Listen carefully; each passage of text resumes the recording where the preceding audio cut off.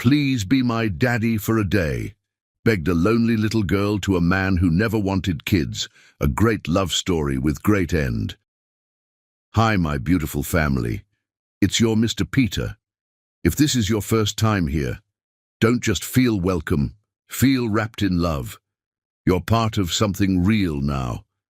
Today is Sunday, a sacred day. Before we begin, please pause with me. Let's lift up those who carry the weight of our safety on their shoulders. To every soldier standing in silence while we sleep, may heaven remember your name. May angels walk beside your every step. May your families be held in peace while you protect strangers. You are the heartbeat of freedom, and we will never stop praying for you. Wherever you are, thank you. You're not alone. Now, my beautiful family, I need to speak from my soul.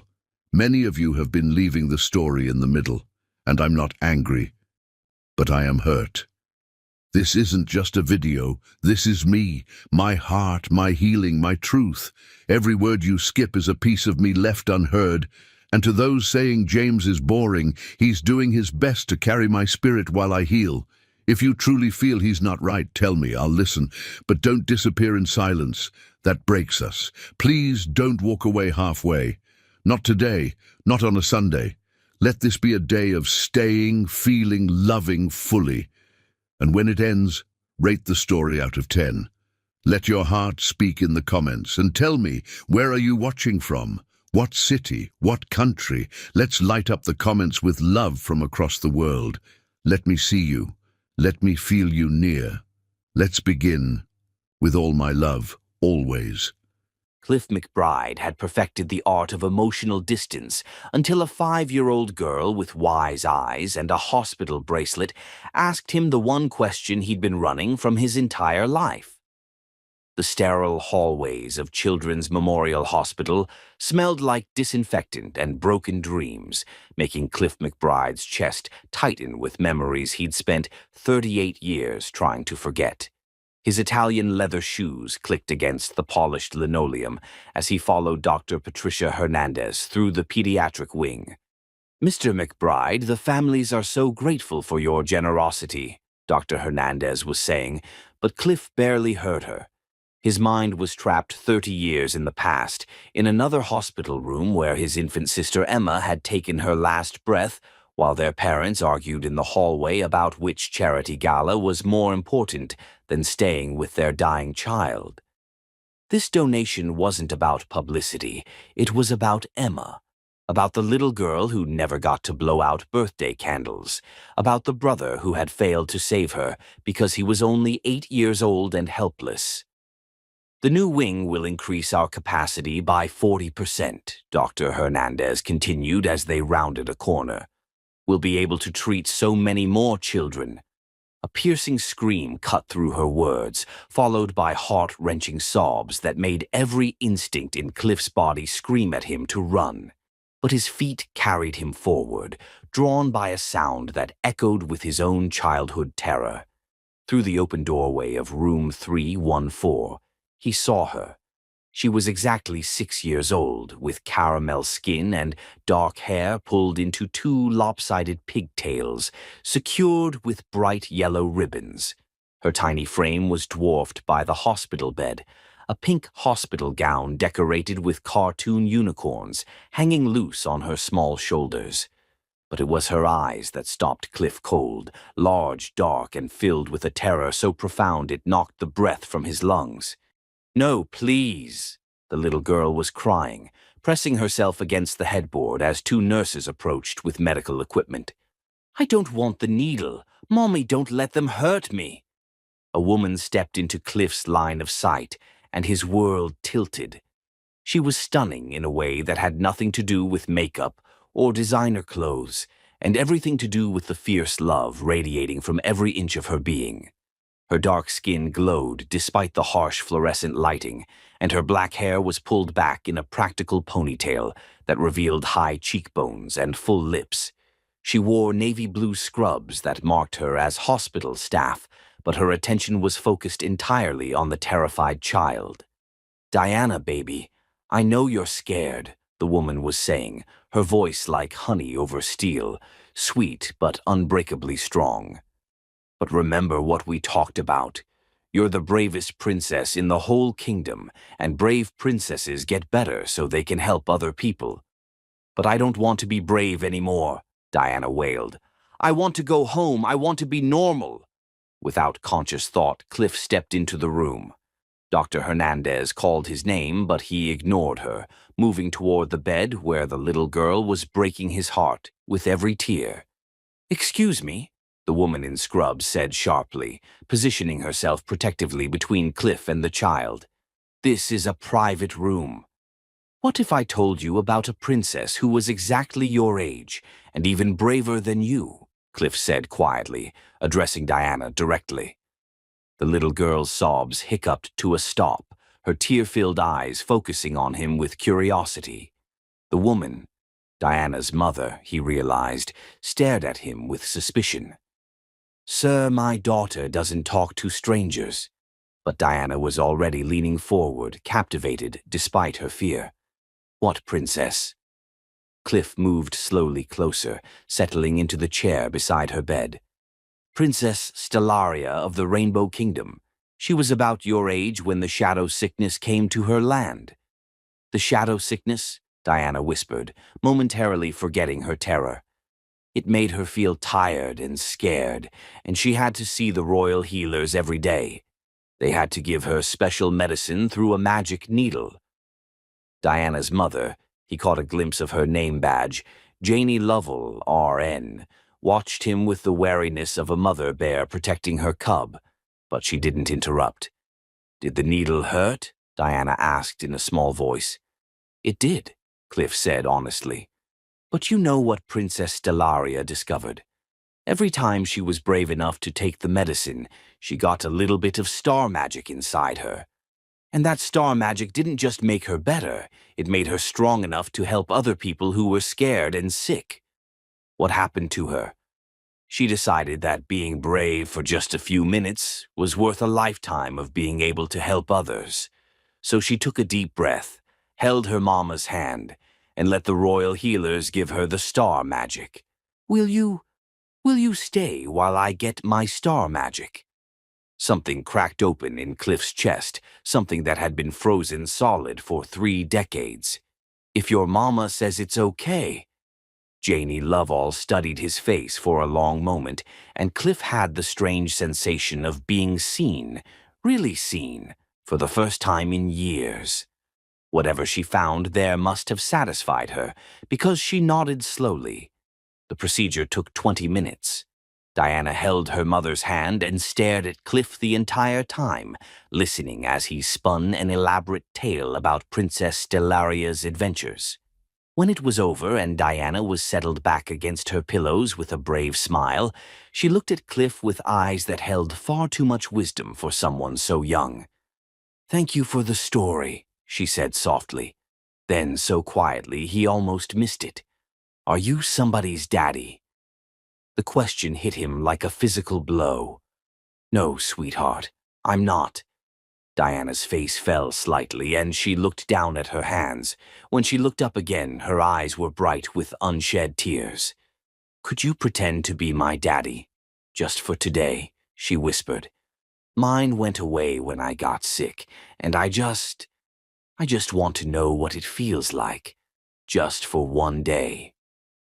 The world stopped. Cliff felt every wall he'd built around his heart crumble to dust. Across the bed, Janie's sharp intake of breath told him she was just as shocked by her daughter's request. "Diana," Janie said gently, her voice thick with emotion. "Honey, you can't just ask people." "It's okay," Cliff heard himself say. His voice sounded strange, rougher than usual. Yes, I can pretend to be your daddy today." Diana's smile was like sunrise after the longest night, brilliant and warming and absolutely transformative. "Really? Really?" Janie was staring at him like he'd just sprouted wings, her dark eyes wide with shock and something that might have been gratitude. "Sir, you don't understand what you're agreeing to. Diana gets very attached, and when people make promises they can't keep..." I keep my promises, Cliff said quietly, meeting her gaze directly. All of them. For a moment, the air in the small hospital room crackled with an electricity he didn't understand. Janie's lips parted slightly, and he found himself wondering what she was thinking, what she saw when she looked at him. Then Diana clapped her hands together, breaking the spell. This is the best day ever. Can we read stories? And maybe get ice cream? Cliff laughed, actually laughed, for what felt like the first time in decades. I don't know about braiding hair, but I'm a very fast learner. Diana needs to rest now, Janie said, though her tone had softened considerably. Of course. Cliff stood, then hesitated. Could I come back tomorrow? To check on Princess Stellaria.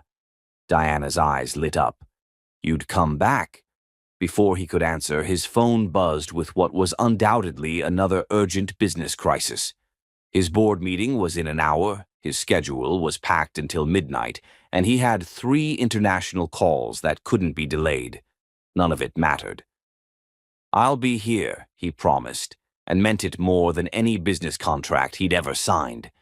As he walked toward the door, Diana called out, "Daddy Cliff." He turned back, his throat tight. "Yes, sweetheart. Thank you for making me brave." Outside in the hallway, Dr. Hernandez was waiting with barely concealed impatience. "Mr. McBride, we really should continue the tour. Your 3 o'clock is waiting." Cliff glanced back at room 314, where he could hear Diana chattering excitedly to her mother about star magic and princess stories. Through the doorway, he caught a glimpse of Janie tucking the blankets around her daughter, her movements gentle and loving and achingly beautiful. "Reschedule it," he said. "Reschedule everything." As he walked away, he could have sworn he heard Emma's voice whispering in his ear, "Finally, big brother." Finally. Chapter 2. When Walls Meet Walls. Janie Lovell had built her life on the principle that the only person she could trust to save her daughter was herself, until she caught Cliff McBride crying in his car outside the hospital. 7 days had passed since the man in the expensive suit had walked into Diana's hospital room and turned their world upside down.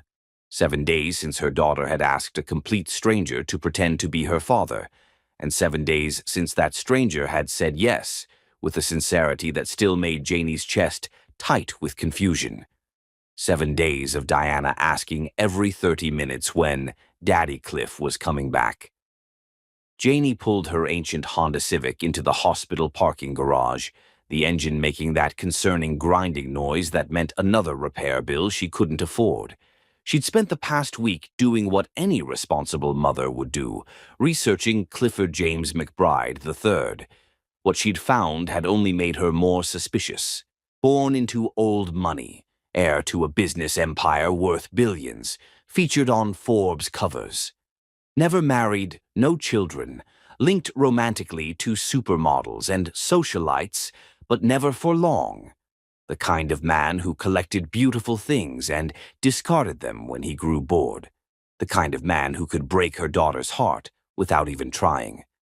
"Mommy, do you think he forgot about me?" Diana asked from the back seat, her small voice cutting through Janie's thoughts like a knife. Janie met her daughter's eyes in the rearview mirror, seeing the hope and fear warring in those dark depths. Diana had been unusually quiet all week, picking at her food and asking fewer questions during treatments. "I don't know, baby," she said honestly. "But remember what I always tell you.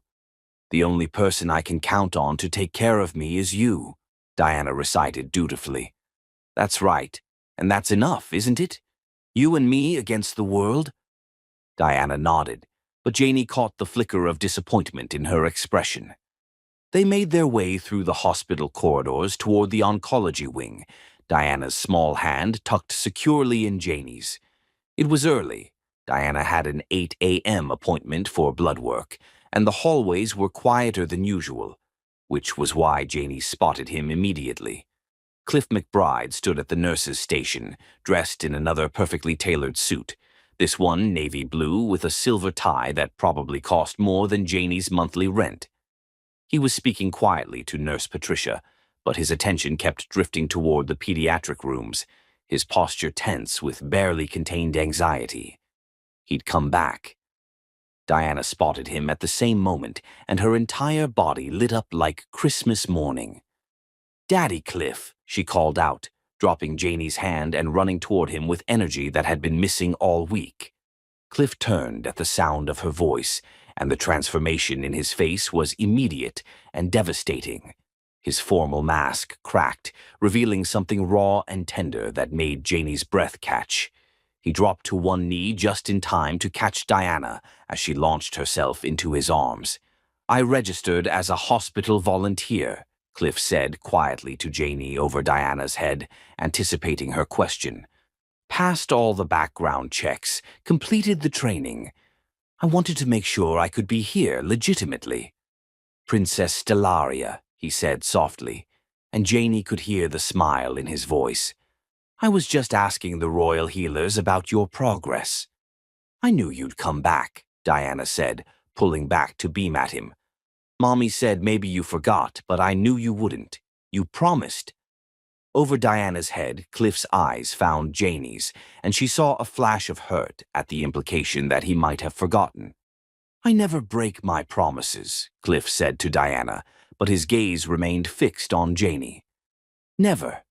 The intensity in his voice made something flutter in Janie's chest, but she squashed it ruthlessly. She'd learned long ago that pretty words from handsome men were just that. Words. "Diana has an appointment," she said coolly. "We should get going." "Can Daddy Cliff come with us?" Diana asked immediately. "Please, Mommy." The hope in her daughter's voice was like a vice around Janie's heart. She wanted to say no, wanted to protect Diana from the disappointment that would inevitably come when this man realized that playing daddy to a sick child wasn't as fun as he'd imagined. "It's just blood work," she said reluctantly. "Nothing exciting." "Everything about Princess Stellaria is exciting," Cliff said seriously, earning a giggle from Diana. The appointment went smoothly, with Diana chattering to Cliff throughout the entire process. He held her free hand and continued the story of Princess Stellaria, spinning tales about rainbow kingdoms and star magic that kept Diana completely distracted from the needle. Janie found herself listening despite her determination to remain aloof, amazed by his creativity and genuine warmth. When it was over and Diana was armed with a princess band-aid and a sticker declaring her super brave, Cliff knelt down to her level. "I have to go to some very boring grown-up meetings now," he said gently. "But I was wondering if you and your mommy might have time for lunch tomorrow." Diana's eyes went wide. "Really? Like a real family?"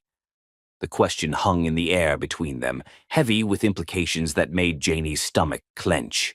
Cliff's jaw tightened almost imperceptibly, and she saw something flicker across his face. Pain, maybe, or longing. "Yes," he said quietly. "Like a real family." "We'll see," Janie said instead of the flat refusal she'd planned, which earned a disappointed look from Diana but a small nod of understanding from Cliff. They parted ways outside the elevator, Diana waving enthusiastically as the doors closed between them. For the rest of the afternoon, Diana was more animated than she'd been in weeks, chattering about Princess Stellaria and Rainbow Kingdoms, and how nice it was to have a daddy, even just for pretend. That evening, after Diana was finally asleep, Janie sat at her tiny kitchen table with her laptop open, staring at the screen. She'd pulled up every article she could find about Cliff McBride, looking for some clue about his motivations, some hint of the catch that had to be coming. But all she found were dry business reports and society page photos. No scandal, no hidden agenda, no explanation for why a billionaire would spend his time playing pretend with a sick little girl. It was nearly 11 when she heard the knock at her apartment door. Frowning, she peered through the peephole and felt her heart skip a beat. Cliff McBride stood in her hallway, looking decidedly unlike the polished businessman she'd met at the hospital. His tie was gone, his shirt sleeves rolled up, and his dark hair was mussed, as if he'd been running his hands through it. Against her better judgment, she opened the door. "It's late," she said, not inviting him in. "I know. I'm sorry, He ran a hand through his hair. "I couldn't stop thinking about what Diana said today, about real families." Janie crossed her arms over her chest, suddenly very aware that she was wearing pajama pants and an old t-shirt. "What about it?" "I need you to know that I'm not playing games here," Cliff said, his voice low and urgent. "I know how this looks. Rich guy swooping in to play hero. I know you have every reason to be suspicious." "Do I?" she challenged. "Because I've done my research, Mr. McBride. I know exactly who you are. Old money, never married, no kids, a different woman on your arm every month. So forgive me if I'm not convinced that your sudden interest in my daughter is entirely altruistic." Something dark flickered across his face. "You think I'm some kind of predator? I think you're a man who's used to getting what he wants, when he wants it," Janie said bluntly. "And I think my daughter is vulnerable and desperate for a father figure." For a moment they stared at each other in tense silence. Then, to her complete shock, Cliff's composure cracked. "You want to know why I'm here?" he said, his voice rough. 30 years ago, I watched my baby sister die in a hospital bed while our parents argued in the hallway about which charity gala was more important than staying with their dying child. Emma was 6 months old. She had the same cancer Diana has. Janie felt her anger drain away, replaced by something that might have been understanding. "Every day for 30 years, I've wondered what would have happened if someone, anyone, had cared enough to fight for her." His voice broke slightly. "I can't save Emma, but maybe I can be for Diana what no one was for my sister." The raw pain in his voice made Janie's chest ache. This wasn't the polished businessman from the magazines. This was a man carrying a wound that had never properly healed. "I'm not trying to replace her father," Cliff continued. "I'm not trying to buy your family. When Diana asked me to pretend to be her daddy, something inside me that's been broken for 30 years started to heal." The silence stretched between them, heavy with emotion and unspoken possibilities. Janie studied his face, looking for any sign of deception. But all she saw was truth, painful, complicated, but undeniably real. "Why should I trust you?" she asked quietly. "Because you love her the way I loved Emma," he said simply. "And because I'm asking for just one chance to prove that some people actually mean what they say." The reference to Diana's father, to Marcus, and his abandonment hit its mark. Janie felt her carefully constructed walls waver. "One lunch," she heard herself say. "Tomorrow. But if you hurt her—" "I won't," Cliff said immediately. "I promise you, I won't." As he turned to leave, Janie called out to him. "Mr. McBride?" He looked back, eyebrows raised. "It's Janie, and thank you for telling me about Emma." Something shifted in his expression, something warm and grateful that made her pulse quicken despite herself. "It's Cliff," he said softly, "and thank you for listening." After he left, Janie stood in her doorway for a long time, staring at the empty hallway and wondering what she'd just gotten herself into. In her bedroom, Diana slept peacefully, probably dreaming of rainbow kingdoms and brave princesses. And for the first time in 3 years, Janie allowed herself to wonder what it might be like to not carry the weight of the world alone. Chapter 3. The Slow Dance of Wounded Hearts. Trust, Janie had learned, was like Diana's white blood cells. It couldn't be rushed, it couldn't be forced, and it had to grow one careful day at a time. 6 weeks had passed since that first lunch, a careful, tentative affair at the hospital cafeteria where Diana had charmed Cliff into sharing his chocolate pudding, while Janie watched for any sign that his interest was waning. It hadn't. If anything, Cliff McBride had become more consistent than anyone had ever been, including Diana's biological father. Tuesdays and Fridays, like clockwork, always with permission, always with small, thoughtful gifts that showed he was actually listening to Diana's chatter. As a registered hospital volunteer with special permission to work with Diana specifically, his presence had become not just accepted, but welcomed by the staff who saw how much brighter she was on his visiting days. Last Tuesday, it had been a book about astronomy, because Diana had mentioned wanting to see the stars. This Friday, he'd brought watercolor paints because she'd complained that the hospital crayons were too babyish. Janie stood in the doorway of Diana's hospital room, watching as Cliff patiently helped her daughter mix colors on a plastic palette, their heads bent close together. The afternoon sunlight streaming through the window caught the silver threads in his dark hair. He was older than she'd initially thought, probably late 30s, with weathered handsomeness that came from experience rather than youth. "Look, Daddy Cliff," Diana said, holding up her latest masterpiece, a rainbow that looked more like a colorful smudge but made Cliff's face light up as if she'd painted the Sistine Chapel. "It's Princess Stellaria's kingdom." "It's perfect," Cliff said seriously. "Should we hang it up with the others?" Diana nodded enthusiastically, and Cliff stood to tape the painting to the wall beside her bed, where it joined a growing gallery of Diana's artwork. The wall was becoming quite the collection, evidence of dozens of afternoons spent together, of a relationship that was becoming increasingly real and increasingly dangerous to Janie's peace of mind. Because watching Cliff with Diana was doing things to her heart that she couldn't afford. The way he listened with complete attention, never talked down to her, had learned to braid her hair and paint her nails. He was everything Marcus had never been, everything Diana deserved in a father. And he was everything Janie had never expected to find in a man. "Mommy, come see," Diana called. "Daddy Cliff taught me how to make purple." "That's wonderful, baby," Janie said, moving into the room and trying to ignore the way Cliff's eyes followed her movements.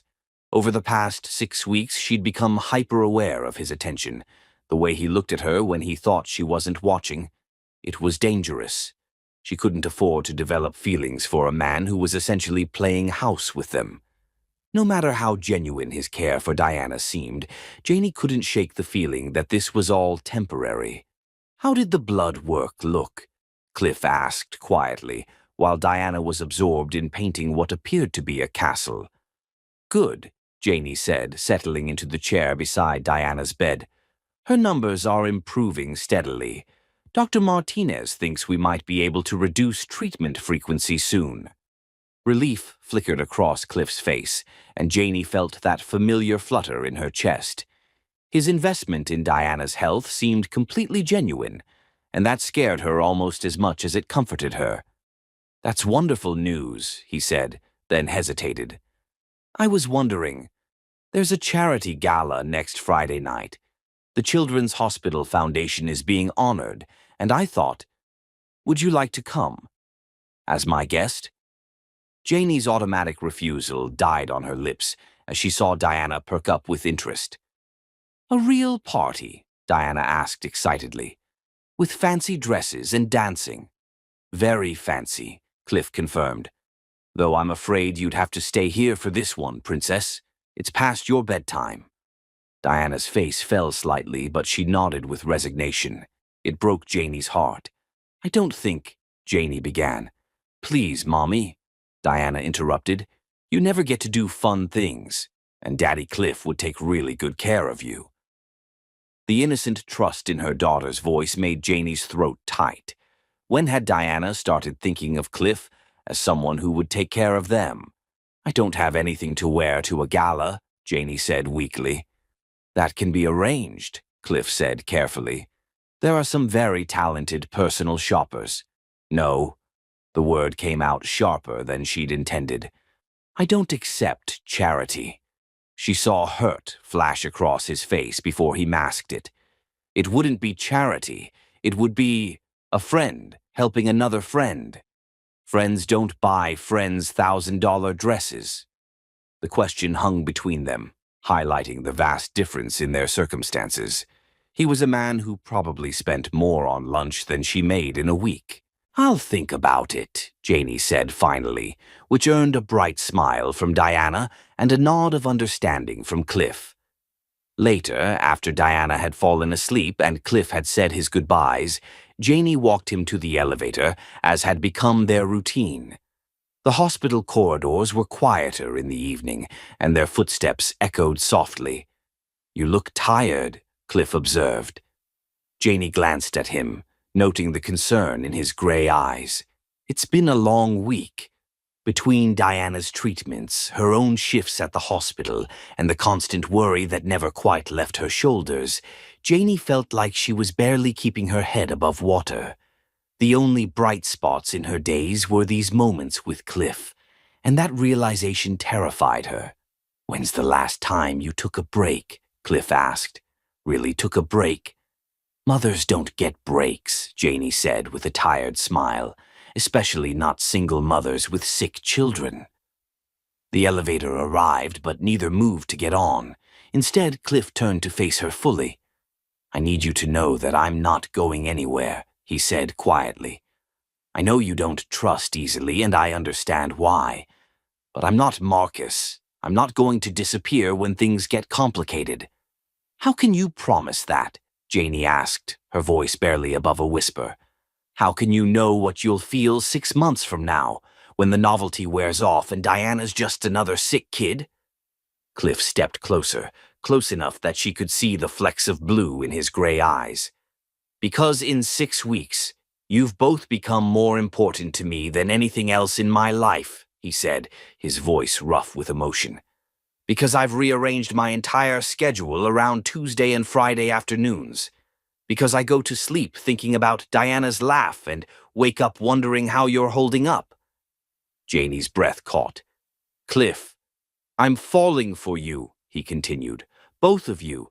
And I know that scares you because it scares me too." The admission hung between them like a live wire, dangerous and electric. Janie felt her carefully constructed walls trembling. "I can't," she whispered. "I can't risk Diana getting hurt. She's already so attached to you, and if you change your mind—" "I won't change my mind," Cliff said firmly. "I'm not asking you to trust me blindly. I'm asking you to give me a chance to prove that I mean what I say." Before Janie could respond, her phone buzzed with a text message. She glanced down and felt her stomach drop. "Diana's asking for you. She's having nightmares again. Patricia." "I have to go," Janie said, backing toward Diana's room. "She needs me." "Of course," Cliff said immediately. "Go. Take care of her." As Janie hurried back down the hallway, she heard the elevator doors close behind her, carrying Cliff away. But his words echoed in her mind. "I'm falling for you." She found Diana sitting up in bed, tears streaming down her small face. "Mommy, I had the scary dream again. The one where everyone goes away." Janie gathered her daughter into her arms, holding her close and murmuring soothing words. But even as she comforted Diana, she couldn't stop thinking about Cliff's confession.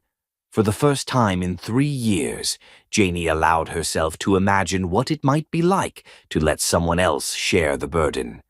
What it might be like to have a partner who stayed through the difficult nights and scary procedures. What it might be like to be loved by a man who chose them every day. The thought was so tempting it terrified her. Meanwhile, 3 floors below in the parking garage, Cliff sat in his car with his head in his hands, his heart pounding from the weight of his confession. His phone was buzzing with missed calls from board members who were growing increasingly concerned about his frequent absences. His father had called twice today, demanding to know why Cliff was wasting time playing house when there were business empires to run. His mother had been even more direct, suggesting that his inappropriate attachment was becoming an embarrassment to the McBride name. None of it mattered. For 38 years, Cliff had lived the life his parents had mapped out for him, cold, calculated, focused solely on profit and prestige. But Diana's laugh had cracked something open inside him, and Janie's fierce love for her daughter had made him realize what he'd been missing. He was going to lose his position on the board. His parents were already making noises about finding him a suitable wife. Business rivals were circling like sharks, sensing weakness. Cliff pulled out his phone and scrolled through the dozens of urgent messages. Then, deliberately, he turned it off and started his car. Some things were more important than business. Some people were worth risking everything for. As he drove through the city toward his empty penthouse, Cliff made a decision that would change everything. He was going to fight for his family. Consequences be damned. Chapter 4. When Hearts Crack Open, Despite Every Defense.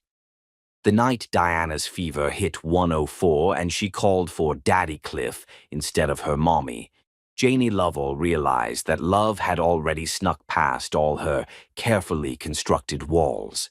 At 2:47 a.m. on a Thursday night that would forever divide Janie's life into before and after, her phone exploded with the kind of call that every mother of a sick child dreaded. "Janie, you need to get here now." Dr. Martinez's voice was tight with controlled urgency. "Diana's developed a severe infection. Her port site is inflamed, she's running a high fever, and we need to take her into emergency surgery." The words hit Janie like physical blows as she stumbled out of bed, already reaching for her clothes. "How high is her fever?" 104.2 and climbing. "We've started aggressive antibiotics, but if the infection has spread to her bloodstream..." Dr. Martinez didn't need to finish. They both knew how quickly sepsis could kill a child Diana's age. "I'll be there in 20 minutes, Janie said, her voice surprisingly steady despite the terror clawing at her chest. "Janie," Dr. Martinez said gently, "you should call someone. You shouldn't be alone for this." But there was no one to call. Diana's grandparents lived 3 states away and hadn't spoken to Janie since she'd gotten herself pregnant. Her few friends were fellow nurses with their own families. She'd spent 3 years building a life that depended on no one but herself. And now, in the darkest hour, that independence felt like the loneliest thing in the world. Except, before she could think too hard about it, Janie found herself dialing Cliff's number. The phone rang once, twice, and she was just about to hang up when his voice came through, instantly alert despite the late hour. "Janie? What's wrong?" "Diana's sick," she said, and her voice cracked on the words. "Really sick. They're taking her into emergency surgery and I'm scared." "I'm on my way," Cliff said immediately, and she could hear movement in the background. "Which hospital?" "Children's Memorial." "But Cliff, you don't have to..." "I'm already in the car," he said firmly. "I'll be there in 15 minutes. Hold on, sweetheart. Just hold on." The endearment, spoken with such tender concern, broke something loose inside Janie's chest. She'd been holding on for so long that she'd forgotten what it felt like to have someone else offer to carry part of the weight. The drive to the hospital was a blur of red lights and prayers. Janie's hands shook as she parked, taking a moment to compose herself before walking through the sliding doors. Diana needed her to be strong. She found her daughter in the pediatric emergency bay, small and pale against white sheets, surrounded by monitors that beeped with mechanical precision. Diana's eyes were glassy with fever, but they tracked to Janie's face with desperate relief. "Mommy," Diana whispered, her voice hoarse and small, "I feel really bad." "I know, baby girl," Janie said, taking Diana's burning hand. "The doctors are going to fix you up, okay? Are you going to stay with me?" "Every second," Janie promised. "I'm not going anywhere." Dr. Martinez appeared at the foot of the bed, his expression grave. "We need to move quickly. The infection is aggressive, and we need to remove the port before it spreads further." As they began preparing Diana for surgery, Diana's feverish eyes searched the room. "Where's Daddy Cliff?" she asked, the question so quiet Janie almost missed it. Janie's throat closed up. In her panic, she'd called Cliff without thinking, but now she wondered if she'd made a mistake. What if he didn't come? What if Diana waited for him and he never showed up? "He's coming, sweetheart," Janie said, praying it was true. "He'll be here soon." "Promise?" Before Janie could answer, a familiar voice cut through the controlled chaos. "Did someone call for Daddy Cliff?" Janie turned to see Cliff striding through the doors, still in pajama pants and a hastily thrown-on sweater, his hair mussed and his face etched with worry. He looked nothing like the polished businessman she'd first met, and everything like a man who had dropped everything to rush to his family's side. Diana's face lit up, despite her fever. "You came."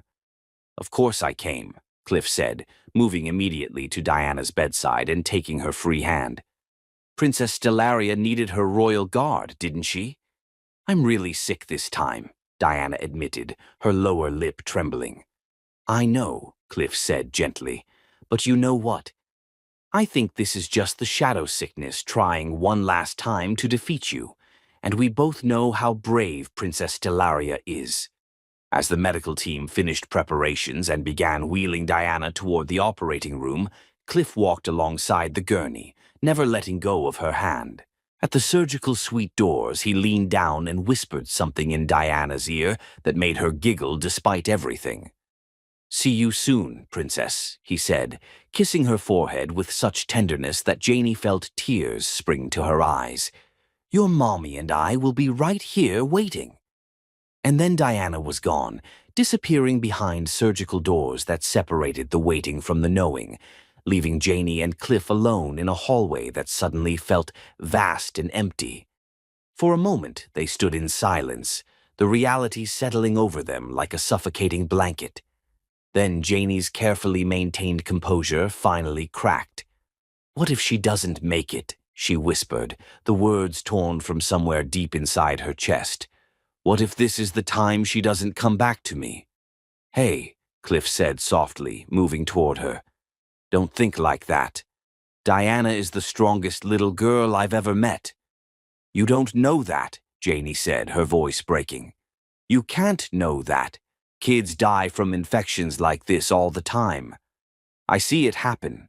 I watch parents' worlds fall apart when their children don't come home, and I can't lose her, Cliff. I can't lose her."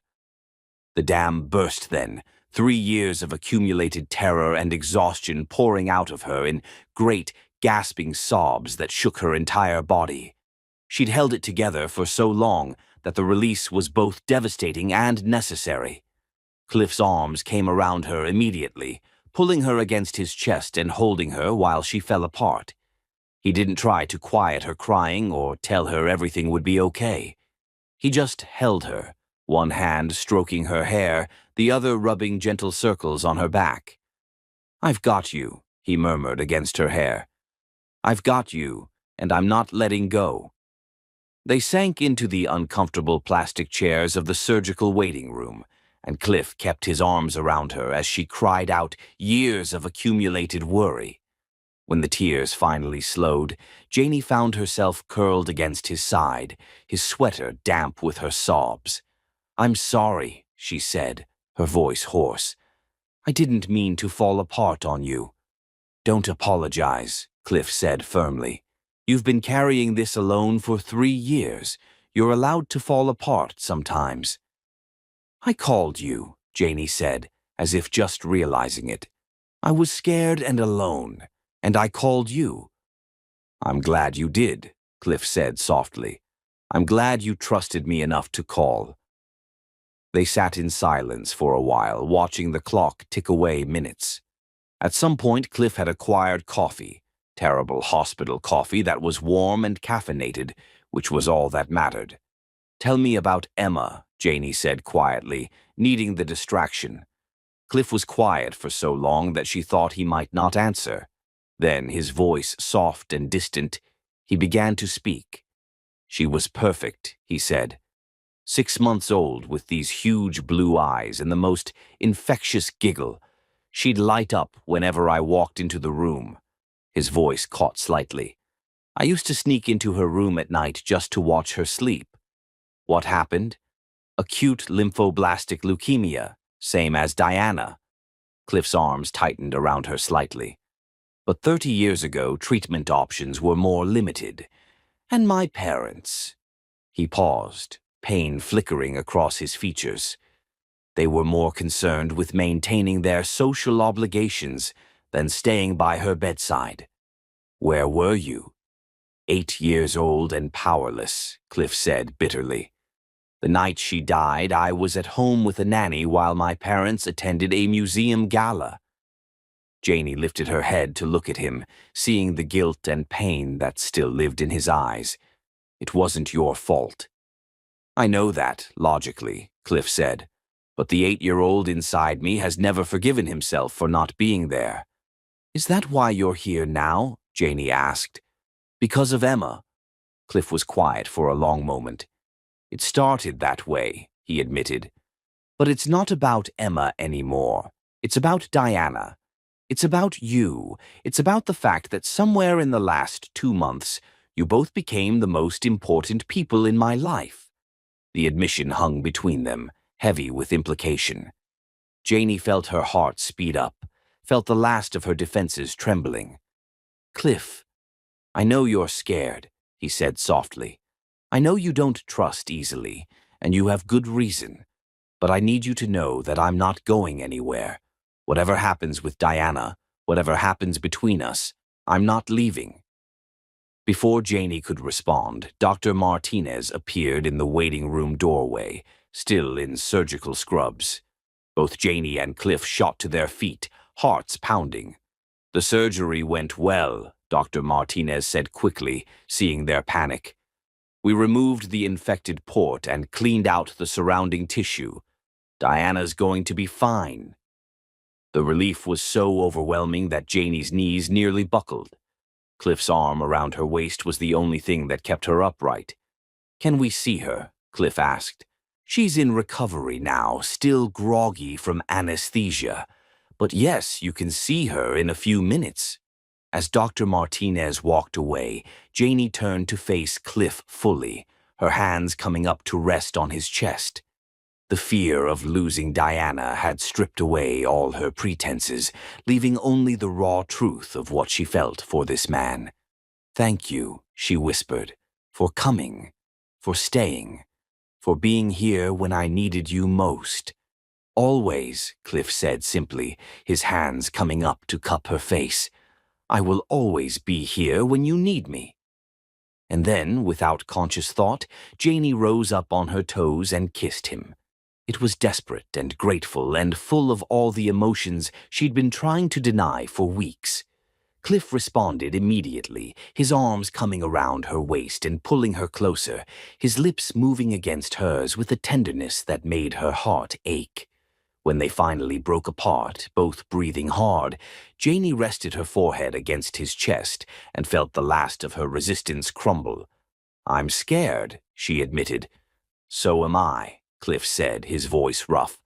But I'd rather be scared with you than safe without you. In the recovery room, Diana was indeed groggy but awake, her fever already beginning to break. When she saw them together, her face broke into a sleepy smile. Daddy Cliff stayed, she said, her words slightly slurred from medication. Of course I stayed, Cliff said, moving to take her hand. I promised I would always be here for you. Are you going to marry Mommy? Diana asked with the blunt honesty of a child on pain medication. Janie felt her cheeks burn, but Cliff didn't miss a beat. Would you like that, Princess? Diana nodded emphatically. Then we'd be a real family forever. Over Diana's head, Cliff's eyes met Janie's, and in them she saw a future she'd never dared to imagine. One where she wasn't alone, where Diana had the father she deserved, where love was possible even after heartbreak. As Diana drifted back to sleep, her small hand clutched in Cliff's larger one, Janie allowed herself to believe that maybe, just maybe, They really could be a family forever. Chapter 5. Love Letters Written in Ordinary Moments. The day Cliff McBride chose Janie's tiny apartment over his penthouse boardroom meeting, he knew he was lost, and for the first time in his life he didn't want to be found. 3 weeks after Diana's surgery, on a Tuesday afternoon that should have found Cliff in the most important board meeting of the quarter, he was instead crouched on the linoleum floor of Janie's cramped kitchen, teaching a 6-year-old how to braid friendship bracelets. "Like this, Daddy Cliff?" Diana asked, holding up a tangle of pink and purple embroidery floss that bore no resemblance to any braid pattern known to humanity. "Perfect," Cliff said solemnly, as if she'd just created a masterpiece. "I think that's the most beautiful friendship bracelet I've ever seen." Diana beamed and immediately began working on another one, her tongue poking out in concentration. Across the small kitchen, Janie stood at the stove stirring spaghetti sauce, stealing glances at them with an expression that made Cliff's chest tight with emotion. This was supposed to be temporary. A brief visit before heading to his meeting with the board, a $2 billion merger he'd spent 6 months orchestrating. Instead, he'd taken one look at Diana's excited face and called his assistant to reschedule everything. His phone had been buzzing with increasingly urgent messages ever since.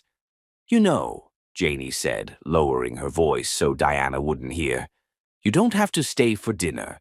I know you probably have important things to do." Cliff looked up from where he was attempting to untangle Diana's latest creation. "There's nowhere else I'd rather be." And it was true. Somehow this tiny apartment with its second-hand furniture and refrigerator covered in Diana's artwork had become more of a home to him than his sterile penthouse ever had. The sounds of Diana's laughter and Janie's humming filled spaces inside him that he hadn't even realized were empty.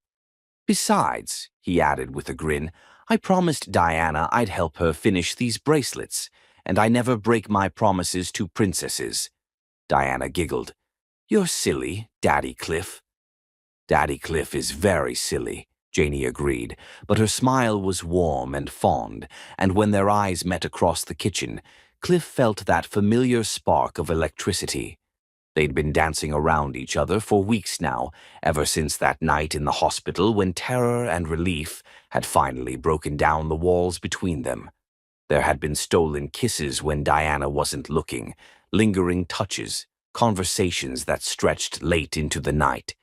But they hadn't talked about what it meant, what they were building together.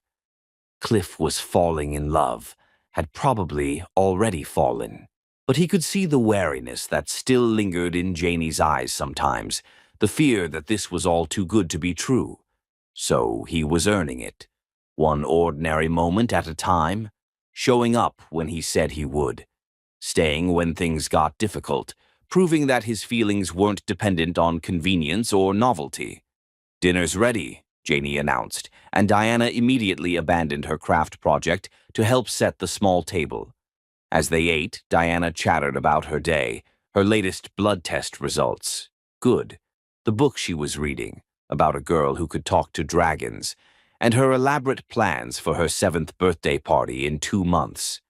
"We'll figure something out, baby girl," Janie said with the practiced ease of a mother who had learned to navigate her child's big dreams on a small budget. "Maybe we could have it at the park," Diana suggested, "the one with the big slide and the swings." "That would be perfect," Cliff agreed, but he was already making mental notes about party planners and pony rentals. He'd learned to be subtle about his contributions to Diana's happiness, knowing that Janie's pride would bristle at anything that seemed like charity. After dinner, they settled onto the small couch to watch a movie, some animated adventure about talking animals that Diana had chosen. Halfway through, Diana curled up between them and promptly fell asleep, her head on Cliff's lap and her feet tucked under Janie's thigh.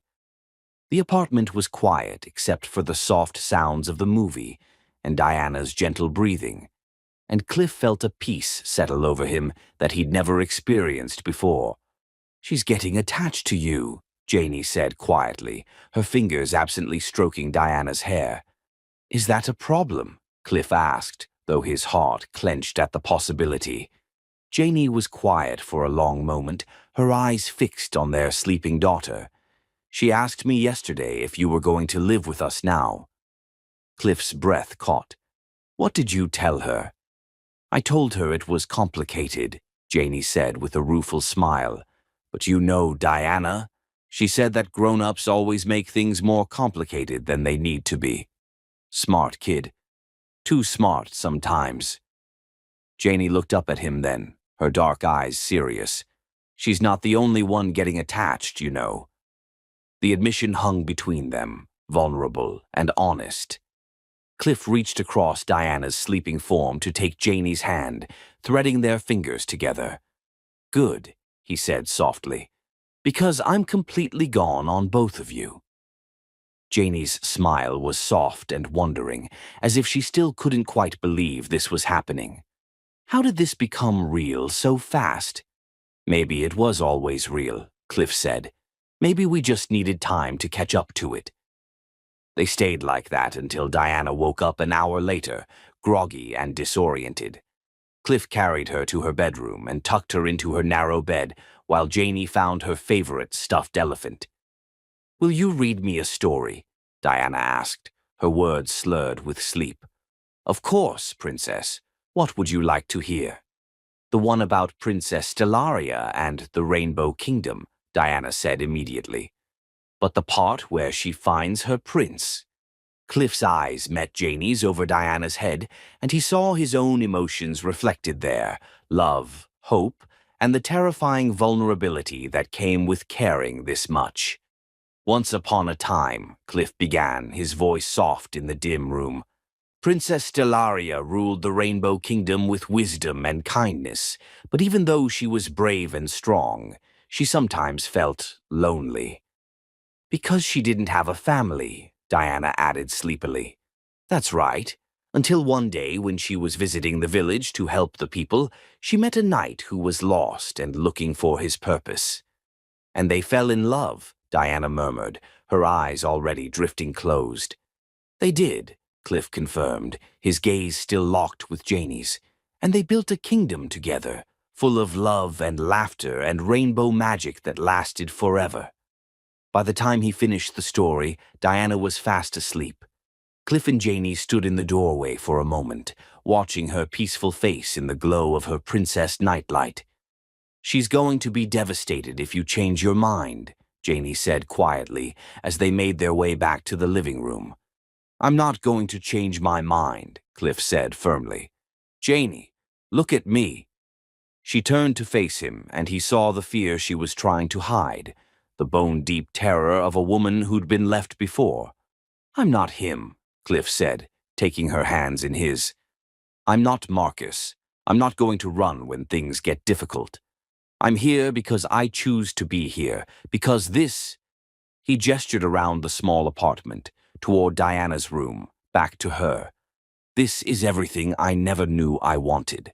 Janie's eyes filled with tears. I'm scared, she whispered. So am I, Cliff admitted. I've never felt anything like this before, but being scared doesn't change how I feel about you. I love you, Janie said suddenly, the words spilling out before she could stop them. I didn't want to fall for you. I tried so hard not to, but I love you, and that scares me to death. Cliff's heart stopped, then started again, racing with joy and relief and overwhelming tenderness. I love you too, he said, cupping her face in his hands. I love you, and I love Diana, and I want to build a life with both of you that's nothing like the empty one I had before. When he kissed her this time, it was different from their first desperate kiss in the hospital. This was a promise, a beginning, a choice they were both making with open eyes and open hearts. They were still kissing when Cliff's phone rang, shrill and insistent in the quiet apartment. He ignored it, deepening the kiss instead, losing himself in the taste and feel of the woman who had become his everything. But the phone rang again and again, until finally Janie pulled back with a breathless laugh. "You should answer that," she said. "It might be important." Cliff glanced at the caller ID and felt reality crash back into their perfect bubble. "It's my father." The warmth in Janie's expression cooled slightly.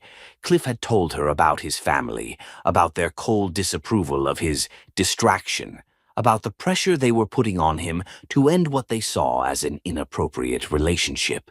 "Answer it," Janie said, stepping back. "I'll clean up the kitchen." Cliff wanted to ignore the call, to stay in this moment where nothing existed except the three of them and the love they were building. But he knew his father would keep calling until he picked up. "Father," he said, accepting the call. "Clifford." His father's voice was cold and disapproving, as always. "I've been trying to reach you all afternoon. Margaret Henderson called to complain that you missed the board meeting. Again." "I had something more important to take care of," Cliff said, watching Janie move around the kitchen. "More important than a $2 billion merger." His father's voice rose slightly. "Clifford, this has gone on long enough. Your obsession with this woman and her child is becoming an embarrassment." "Her name is Janie," Cliff said coldly. "And Diana is not just any child. They're my family." "They are not your family," his father snapped. "They're a nurse and her sick daughter. You have responsibilities, obligations." "I have a life," Cliff interrupted. "For the first time in 38 years, I have a life that means something to me." "And you're throwing it all away for what? Some misguided attempt to save a child because you couldn't save Emma?" The words hit like a physical blow, and Cliff felt his temper flare. "This has nothing to do with Emma, doesn't it? You're playing house with a sick little girl and her mother, reliving the childhood you think you should have had." "It is real," Cliff said firmly, "and I'm done with this conversation." "If you continue down this path, there will be consequences," his father warned. "The board is already questioning your judgment. How long before they move to replace you?" "Let them try," Cliff said, and ended the call. In the kitchen, Janie had gone very still, her hands frozen in the soapy dishwater. She'd obviously heard enough to understand what was happening. "Your family doesn't approve of us," she said quietly. "My family doesn't approve of anything that doesn't directly benefit their agenda," Cliff said, moving to stand behind her. "It doesn't matter what they think." "Doesn't it?" Janie turned to face him, her expression troubled. "Cliff, I heard what he said about your business. If being with us is going to cost you everything—" "It's not going to cost me anything that matters," Cliff said firmly. "And even if it did, it would be worth it." But even as he said the words, Cliff felt the weight of the choice settling on his shoulders. His father was right about one thing. The board was growing restless. There would be consequences for his divided attention, his missed meetings, his refusal to put business before everything else. He just hoped those consequences wouldn't be more than they could handle. For now, though, none of that mattered.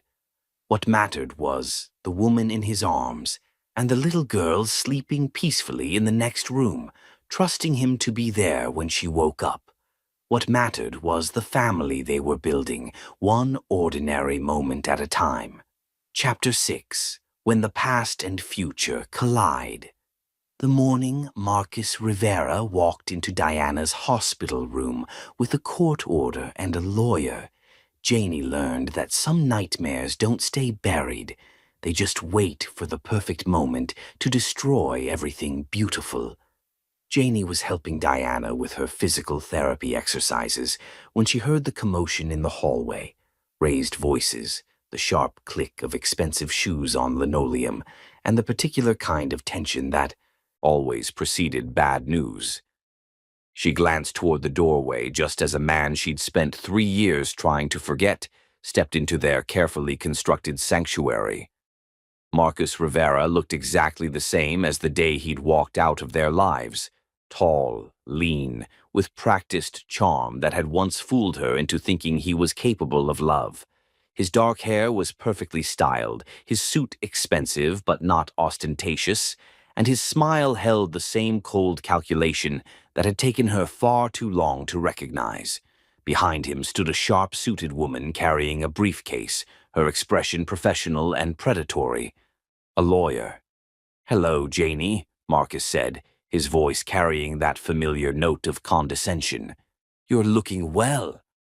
Diana had gone very still beside her, confusion and fear warring in her dark eyes as she stared at the stranger who had just invaded their safe space. "What are you doing here?" Janie managed, her voice steady despite the panic clawing at her chest.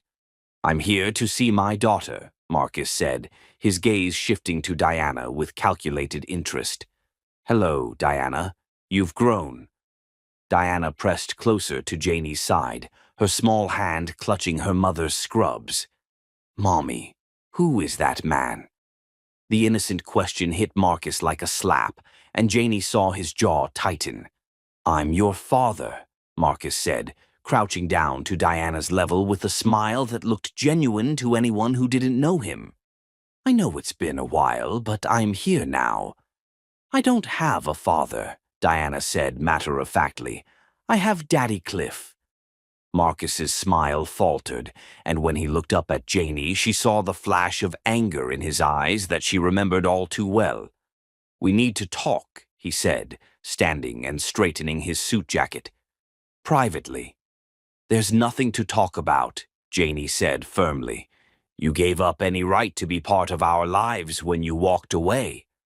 "Actually," the lawyer interjected, stepping forward with a manila folder, "my client has every legal right to be part of his daughter's life. Mr. Rivera never relinquished his parental rights, and he's prepared to pursue full custody if necessary." The words hit Janie like physical blows. "Custody? You can't be serious."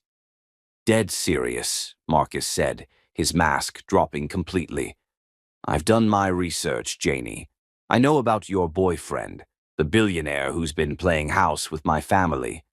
I also know that he's been covering Diana's medical expenses, which means there's money involved. A lot of money."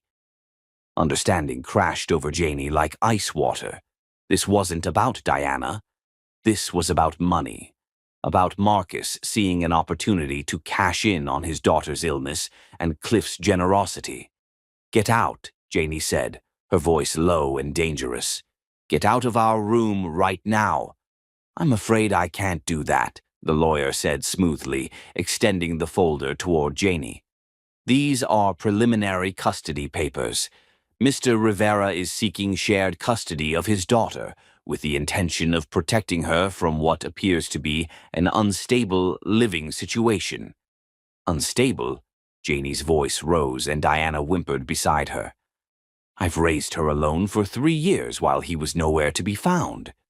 "While you were allowing strange men unlimited access to a vulnerable child," Marcus corrected, his voice taking on the tone he'd always used when he wanted to make her feel small and stupid. "Men who have no legal relationship to Diana but who've somehow convinced you to accept their charity." Before Janie could respond, a familiar voice cut through the toxic atmosphere like a blade. "Is there a problem here?" Cliff stood in the doorway, still in his business suit from whatever meeting he'd left early to visit them, but his attention was focused entirely on the strangers who had invaded Diana's space. His posture was deceptively casual, but Janie could see the tension in his shoulders. "Daddy Cliff," Diana called out, relief flooding her voice as she scrambled off the bed and ran to him. "There's a scary man here who says he's my father, but I told him I already have you." Cliff scooped Diana up immediately, his eyes never leaving Marcus's face. "Is that so, Princess?" "You must be the boyfriend," Marcus said, his smile returning but sharper now, more predatory. "Marcus Rivera, Diana's father." "Cliff McBride," Cliff replied coolly, settling Diana on his hip. "And from what I understand, you forfeited any claim to that title 3 years ago." "Legal documents say otherwise," the lawyer interjected, but Cliff's attention remained fixed on Marcus. "What do you want?" Cliff asked bluntly. Marcus's smile widened. "What any father would want. To be part of my daughter's life. To make sure she's being properly cared for." His gaze flicked meaningfully to Cliff's expensive suit. "To ensure that anyone with influence over her well-being has pure motives." The implication hung in the air like poison. Cliff's jaw tightened, but his voice remained level. "I think you should leave now." "Actually, I think we should all sit down and discuss this like adults," Marcus said. "After all, we all want what's best for Diana, don't we?" "What's best for Diana is never having to see you again," Janie said, her voice shaking with rage and fear. "You walked away when she was diagnosed. You said you couldn't handle having a sick child." "Look, Janie," Marcus said, his voice taking on the reasonable tone that had once fooled her completely. "I know I made mistakes. I was young, scared, overwhelmed by Diana's diagnosis. But I've grown up. I've learned what really matters, and what matters is family." "Where were you when she almost died from that infection?" Janie shot back.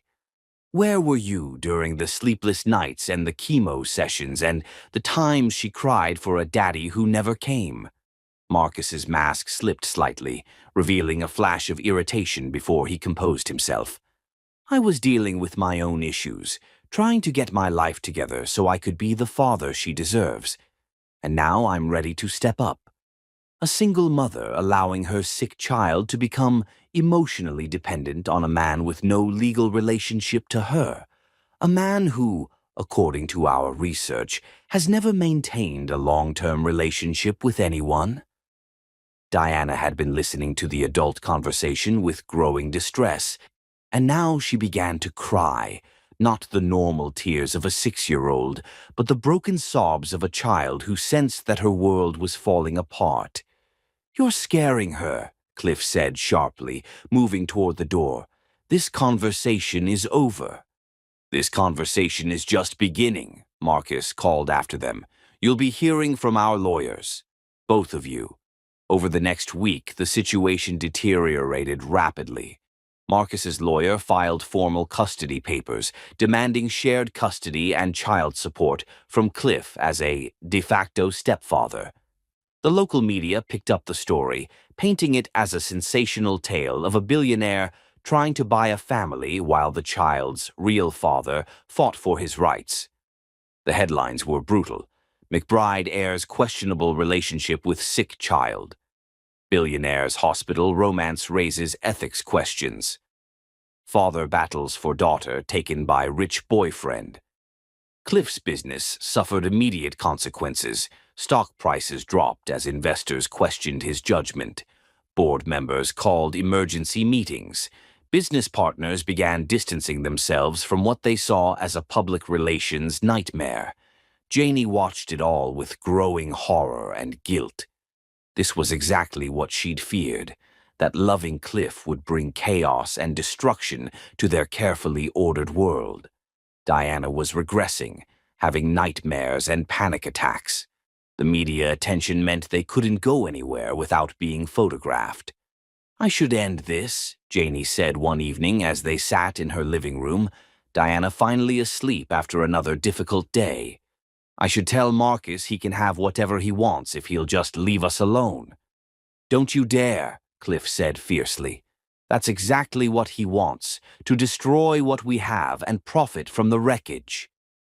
"Look what knowing us has cost you," Janie said, gesturing toward the stack of newspapers on her coffee table, each one featuring unflattering photos and damaging headlines. "Your reputation, your business, your family relationships." Cliff moved to kneel in front of her chair, taking her hands in his. "Everything," he said simply. "I'm willing to lose everything rather than lose you and Diana." "But what if you don't have a choice?" Janie asked, tears streaming down her face. "What if loving us destroys you completely?" "Then I'll rebuild," Cliff said firmly. "But I'll rebuild with you by my side, not alone in some sterile penthouse wondering what might have been." Despite his words, Janie could see the strain in his face, the exhaustion that came from fighting battles on multiple fronts. His phone rang constantly with crisis management calls. Even his security team was struggling to manage the media attention. The final blow came when Diana's doctors expressed concern about her emotional state affecting her recovery. The stress of the custody battle and media attention were taking a visible toll on her health. Something has to change, Dr. Martinez told them during their morning meeting. Her anxiety levels are through the roof, and that's affecting her immune system. The emotional trauma could impact her treatment response. That night, after Cliff had gone home to deal with another crisis at his office, Janie sat in Diana's bedroom watching her daughter sleep fitfully and made the hardest decision of her life. She couldn't let Diana suffer because of her selfish desire to be loved. She couldn't watch Cliff lose everything he'd worked for because he'd chosen them. And she couldn't keep pretending that love was enough to overcome the fundamental differences in their worlds. The next morning, before she could lose her nerve, Janie called Marcus's lawyer. "I want to discuss terms," she said when the woman answered. "I'm glad you're being reasonable, Ms. Lovell. My client is prepared to be very generous." "I have conditions," Janie said, her voice stronger than she felt. "And if he doesn't agree to all of them, he'll never see Diana again, court order or no court order. Because whatever else happened, whatever sacrifices she had to make, Janie would protect her daughter. Even if it meant breaking her own heart in the process. Even if it meant pushing away the only man who'd ever made her believe in forever." Chapter 7. The Choice That Defines Everything. Standing before the board of directors who wanted to strip him of everything he'd built, Cliff McBride realized that losing his company would hurt, but losing his family would destroy him. The emergency board meeting was called for 8 a.m. on a gray Monday morning that felt like the end of the world. Cliff sat at the head of the polished mahogany table, surrounded by 12 people who had once respected his judgment and now looked at him like he'd lost his mind. The morning papers were spread between them, each headline more damaging than the last. "The Henderson merger is dead," announced Margaret Chen, the board's longest-serving member. "They pulled out this morning, citing concerns about leadership stability." "The Yamamoto deal is on hold," added Robert Sterling, his former ally who now couldn't meet his eyes. "They're worried about reputational damage." "Stock prices have dropped 18% in 2 weeks," his father said with grim satisfaction. "Investors are fleeing. Our biggest clients are reconsidering their contracts, all because you've allowed personal drama to overshadow your responsibilities." Cliff listened to the litany of disasters with strange detachment. A year ago, any one of these problems would have consumed his every waking moment. Now, all he could think about was Diana's pale face that morning when she'd asked if the scary man was going to take her away. "What's your solution?" he asked quietly. "Simple," his father said, leaning forward with a predatory smile. "End the relationship. Publicly. Issue a statement saying you realize the inappropriate nature of your involvement and that you're stepping back to focus on your responsibilities." "Absolutely not." The words came out flat and final, and the room fell silent. "Clifford," his father said carefully, "perhaps you didn't understand. This isn't a negotiation. This is an ultimatum. Choose the company or choose them. Then I choose them." The silence that followed was deafening. Cliff could hear the tick of the antique clock on the wall, the distant sound of traffic from the street below. "You can't be serious," Margaret Chen said finally. "I've never been more serious about anything in my life," Cliff replied, standing from the table. "I built this company into what it is today. I've given it 30 years of my life, missed countless personal moments, sacrificed every relationship for the sake of profit margins, but I won't sacrifice the people I love." "Those people are destroying everything you've worked for," Robert Sterling exploded. "No," Cliff said calmly. "For the first time in my life, my judgment is perfectly clear. I know what matters. I know what's worth fighting for. And it's not this room or these numbers or your approval." His father stood as well, his face flushed with anger. "If you walk out of this room, if you choose that woman and her child over your family legacy, there's no coming back. We'll remove you as CEO immediately. You'll lose controlling interest in the company." "I understand. You'll be giving up billions of dollars. I'll be gaining the only thing that's ever made me truly happy." Cliff moved toward the door, then paused and turned back. "I hereby resign as Chief Executive Officer of McBride Enterprises, effective immediately," he said formally. "I'll retain my shares as a private investor, but I will no longer participate in the day-to-day operations of this company." In the elevator down to the lobby, Cliff felt a strange sense of lightness, as if he'd been carrying a massive weight for years without realizing it. His phone was already buzzing with calls from reporters and business associates, but he turned it off and slipped it into his pocket. He found Janie in Diana's room, packing a small suitcase with the efficient movements of someone who had done this too many times. Diana was curled up on the bed, clutching her stuffed elephant and watching her mother with anxious eyes. "Going somewhere?" Cliff asked from the doorway. Janie startled, then straightened defensively. "We're leaving town for a while. My cousin lives in Oregon. Diana and I are going to stay with her until this whole mess dies down." "Running away won't solve anything. It'll get us out of the headlines," Janie said without looking at him. "It'll give you a chance to salvage your reputation and your business without us dragging you down." "Too late for that," Cliff said, moving into the room and settling into his usual chair. "I just resigned as CEO." Both Janie and Diana stared at him in shock. "You did what?" Janie whispered. "I quit," Cliff said simply. "Walked out of the board meeting, resigned my position, gave up my corporate power. I'm officially unemployed as of about 20 minutes ago." "Why?" Janie's voice was barely audible. "Because they asked me to choose between my company and my family," Cliff said, reaching out to take Diana's hand. "And that wasn't really a choice at all." Diana launched herself into his arms, wrapping her small arms around his neck with desperate relief. "Does this mean you're not going away?" "I'm not going anywhere, Princess," Cliff promised, holding her tight. "Not ever." Over Diana's head, he saw tears streaming down Janie's face. "Cliff, what have you done? That company was your life." "No," Cliff said firmly. "You and Diana are my life. The company was just what I did to fill the empty hours before I found you." Before Janie could respond, there was a commotion in the hallway. Diana's lawyer, Sarah Coleman, whom Cliff had hired despite Janie's initial protests, appeared in the doorway with barely contained excitement. "We need to talk," Sarah said. "All of us. Right now."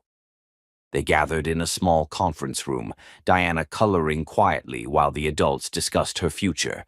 Sarah spread documents across the table with the satisfaction of someone who'd just solved a complicated puzzle. "Marcus Rivera made a mistake," she announced. "A big one." "What kind of mistake?" Janie asked warily. "The kind that proves he's not interested in being a father so much as cashing in on Diana's connection to Cliff," Sarah said. She pulled out a bank statement and slid it across the table. 3 weeks ago, Mr. Rivera took out a substantial loan against his anticipated settlement from this case. He's been telling creditors he expects to receive millions in child support from Cliff. Cliff felt cold rage settle in his chest. He's been spending money he doesn't have based on using Diana as collateral. "It gets better," Sarah continued. "He's also been in contact with several media outlets, shopping exclusive interview rights about his fight to save his daughter from an inappropriate relationship." "He's been selling stories about Diana?" Janie's voice was dangerous now. "Multiple stories. To tabloids, entertainment shows, even a true crime podcast. He's already received advance payments for several of these deals." "How is that legal?" Cliff asked. "It's not if he doesn't have custody," Sarah said with satisfaction. but he's been representing himself as Diana's primary parent, which constitutes fraud. We have documented evidence of him monetizing her story without Janie's consent. The pieces were falling into place. This proves his motives aren't about Diana's welfare. Exactly. And there's more. Sarah pulled out another document. Mr. Rivera has a gambling problem, significant debts to some very unpleasant people. This custody suit isn't about wanting to be a father. It's about financial desperation. The custody hearing was scheduled for 6 weeks later. In the days leading up to it, Marcus's lawyers made increasingly desperate offers: reduced visitation, smaller financial settlements, even complete withdrawal in exchange for a single large payment. He's panicking, Sarah observed. His creditors are circling, and he knows we have enough evidence to destroy his case. I don't want his money, Janie said firmly. I want him gone from our lives forever. The hearing itself was a somber affair in a sterile courtroom. Marcus sat at the plaintiff's table with his lawyer, looking polished and confident for the cameras, but unable to hide the desperation in his eyes. The judge, the Honorable Patricia Williams, was a no-nonsense woman in her 50s who'd clearly seen every possible variation of family drama. She listened to Marcus's lawyer paint a picture of a concerned father trying to rescue his daughter from an unstable situation. Then Sarah stood up for their side. Your Honor, we'd like to present evidence that Mr. Rivera's interest in his daughter has nothing to do with paternal concern and everything to do with financial gain. What followed was a methodical destruction of Marcus's credibility, bank records showing his gambling debts, contracts with media outlets selling Diana's story, recorded phone calls where he bragged about his gold mine situation. By the time Sarah was finished, Marcus looked like exactly what he was, a desperate man trying to exploit his sick daughter for money. I'd like to call Diana Lovell to the stand, Sarah said. Janie started to object, but Diana stood up on her own. I want to talk to the judge, she said in her clear, 6-year-old voice. I want to tell her about my family. The courtroom fell silent as Diana made her way to the witness stand, looking impossibly small but determined. Hello, Diana, Judge Williams said gently. Do you know why we're all here today? Because that man says he's my daddy and wants to take me away from Mommy and Daddy Cliff, Diana said, her 6-year-old voice clear but small in the big courtroom. And how do you feel about that? Diana looked across the courtroom to where Cliff and Janie sat, her dark eyes serious. I know he made me, she said, using simpler words than the biological father phrase Janie had tried to teach her. But he went away when I got sick.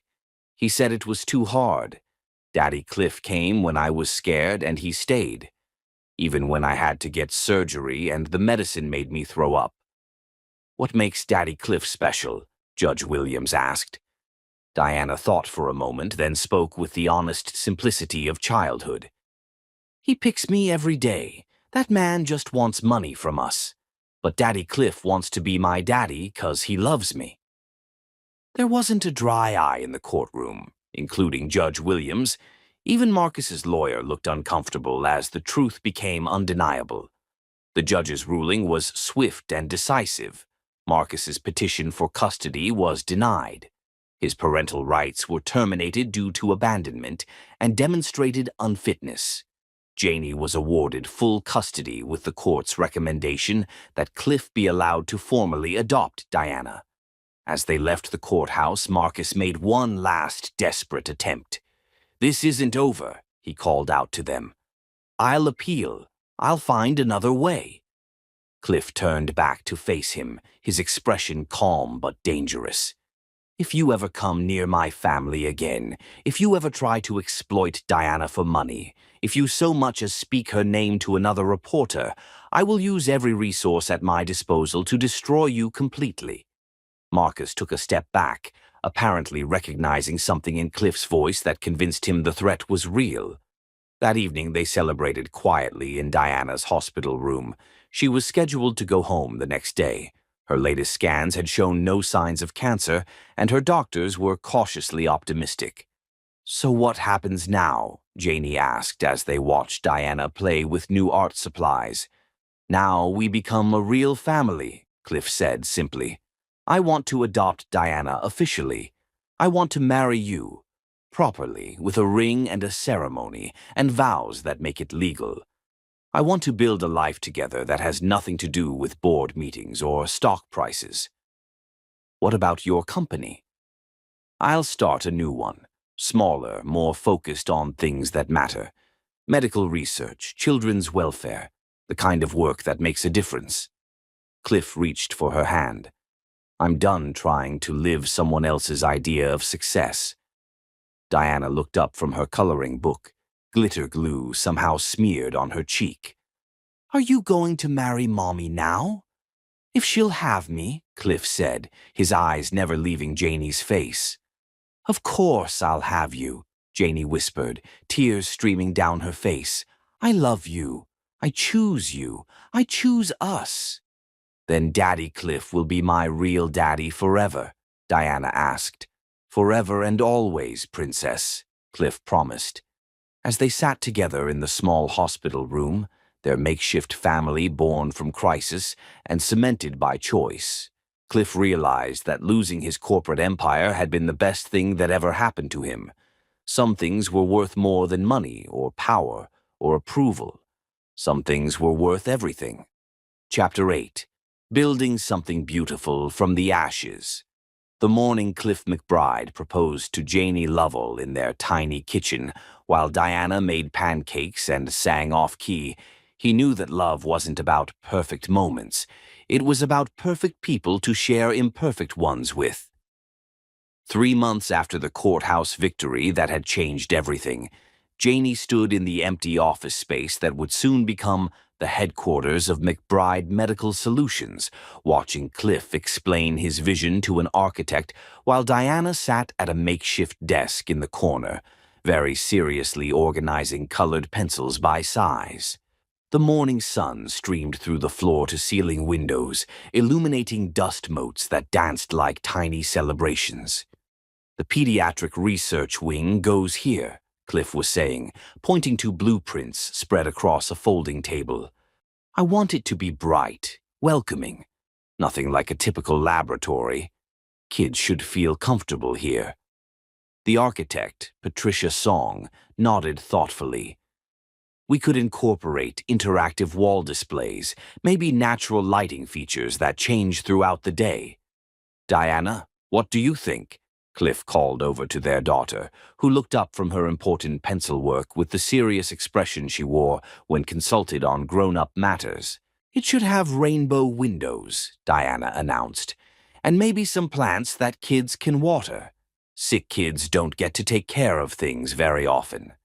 Janie felt her heart squeeze with pride as she watched the architect actually write down Diana's suggestions.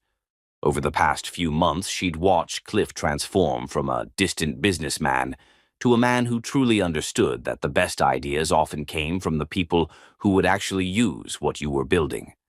After the architect left, they settled into their usual routine of takeout lunch on the office floor, a far cry from the boardroom meetings that had once defined Cliff's days, but infinitely more satisfying. Diana chattered about her new school. She'd been healthy enough to start regular classes for the first time, while Janie reviewed medical research proposals. "Dr. Morrison from Johns Hopkins wants to discuss that childhood leukemia study," Janie said, scanning through papers. "The one about improving quality of life during treatment." "Schedule a meeting," Cliff said immediately. "That's exactly the kind of work we want to support." It still amazed Janie how seamlessly they'd fallen into being business partners. When Cliff had first suggested that she help him run the medical side of his new company, she'd been hesitant. Her nursing degree hardly qualified her to evaluate complex research proposals. But Cliff had been insistent that her perspective as a parent and medical professional was exactly what he needed. "You understand what families go through," he'd said. You know what kind of research would actually make a difference in people's lives, not just look good in academic journals. He'd been right. 3 months in, and Janie found herself energized by work in a way she'd never experienced before. Instead of just caring for sick children, she was helping to shape research that could prevent other families from going through what they'd endured. "Mommy, look," Diana called out, holding up a drawing she'd been working on. It showed 3 stick figures standing in front of a building with rainbow windows, clearly the new office, with their family prominently featured. "It's beautiful, baby girl," Janie said, admiring the artwork that would definitely be framed and hung in the office. "But shouldn't Daddy Cliff be taller in the picture?" Diana giggled. "He is tall, but love makes everyone the same size." The innocent wisdom hit both adults like a physical blow. Over Diana's head, Cliff's eyes met Janie's, and she saw her own emotions reflected there: gratitude, wonder, and an almost overwhelming sense of rightness about the life they were building together. Later that evening, after Diana was asleep in her new bedroom in Cliff's penthouse, which had been completely redesigned to accommodate a family, Janie found herself on the balcony overlooking the city lights. The custody battle and media circus felt like a lifetime ago, even though it had only been a few months. "Penny for your thoughts," Cliff said, joining her at the railing with 2 glasses of wine. "Just thinking about how different everything is," Janie said, accepting the glass and leaning into his warmth. "6 months ago, I was working double shifts and sleeping in hospital chairs. Now I'm helping run a company and living in a penthouse. Having regrets?" "Never," Janie said firmly. "It's just surreal sometimes. Like maybe I'll wake up and this will all have been a dream." Cliff set down his wine glass and turned to face her fully, his expression serious in the dim light. "I've been thinking about that too," he said. "About how quickly things can change, how fragile happiness can be. And I realized something." "What's that?" Instead of answering, Cliff dropped to one knee right there on the balcony, pulling a small velvet box from his pocket. Janie's breath caught as he opened it to reveal a ring that was absolutely perfect. Not the massive diamond she might have expected, but a simple, elegant solitaire surrounded by smaller stones that caught the light like captured stars. "I realized that I don't want to spend another day without you being officially mine," Cliff said, his voice rough with emotion. "Janie Lovell, will you marry me? Will you let me love you and Diana for the rest of our lives, through everything that comes our way?" Through her tears, Janie could see the vulnerability in his eyes, the way he was holding his breath waiting for her answer. "Yes," she whispered, then louder. "Yes, of course, yes." The ring slid onto her finger like it had been made for her, which she suspected it had been. As Cliff stood and pulled her into his arms, spinning her around on the balcony while she laughed and cried at the same time, Janie felt the last piece of her carefully guarded heart click into place. They were still kissing when they heard a voice from behind them. "Daddy Cliff, are you marrying Mommy now?" They turned to find Diana standing in the doorway, her hair mussed from sleep and her favorite stuffed elephant tucked under one arm. "What are you doing awake, princess?" Cliff asked, moving to scoop her up. "I heard laughing and wanted to see what was happening," Diana said matter-of-factly. Then she spotted the ring on Janie's finger and clapped her hands together. "You're getting married. Can I be the flower girl? Can we have a castle wedding?" "You can be anything you want to be," Janie promised, pulling Diana into their embrace. "And yes, we're getting married." "Finally," Diana said with the dramatic sigh of someone far older than 7. "I was starting to think you'd never figure it out." The wedding planning began immediately, though not in the way Janie had expected. She'd imagined a small, simple ceremony, but Cliff had other ideas. "I want everyone to know how proud I am to marry you," he said when she suggested a courthouse ceremony. "I want to celebrate with everyone who matters to us." "Your family doesn't exactly approve of me," Janie pointed out. "My family will learn to deal with it," Cliff said firmly. And if they don't, that's their loss. In the end, they compromised on a medium-sized wedding at the Botanical Gardens, beautiful but not ostentatious, elegant but focused on the love rather than the luxury. Diana threw herself into planning with the enthusiasm of someone who'd never been to a wedding, but had very strong opinions about what one should include. The adoption paperwork was finalized 2 weeks before the wedding. Janie would never forget the moment when the judge officially declared Cliff to be Diana's legal father, or the way Diana had practically bounced out of her chair with excitement. "Does this mean my name is really Diana McBride now?" she'd asked. "If you want it to be," the judge had said with a smile. "I want it to be. I want us all to have the same name like a real family." The morning of the wedding dawned bright and clear, with perfect autumn weather that felt like a blessing. Janie stood in the bridal suite, looking at herself in the mirror and hardly recognizing the woman staring back at her. The dress was perfect, simple white silk that flowed like water, with delicate beading that caught the light. Her hair was swept up in an elegant chignon decorated with small white roses, and somehow she looked radiant without looking like someone else entirely. "You look like a princess, Mommy," Diana said from behind her, and Janie turned to see her daughter in a pale pink dress that made her look like a fairy tale come to life. "So do you, baby girl," Janie said, kneeling down to Diana's level.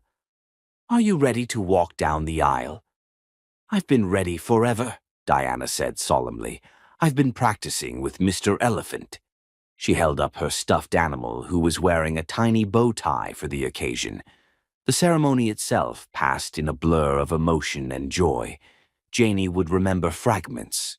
The way Cliff's face lit up when he saw her walking down the aisle, Diana scattering rose petals with dramatic flair while grinning at the guests, the moment when they exchanged vows they'd written themselves.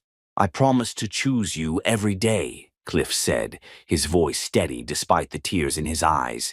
"In crisis and in calm, in sickness and in health, in success and in failure. I promise to be the father Diana deserves and the husband you need. I promise to trust you with my heart and my daughter's future," Janie replied, her own voice thick with emotion.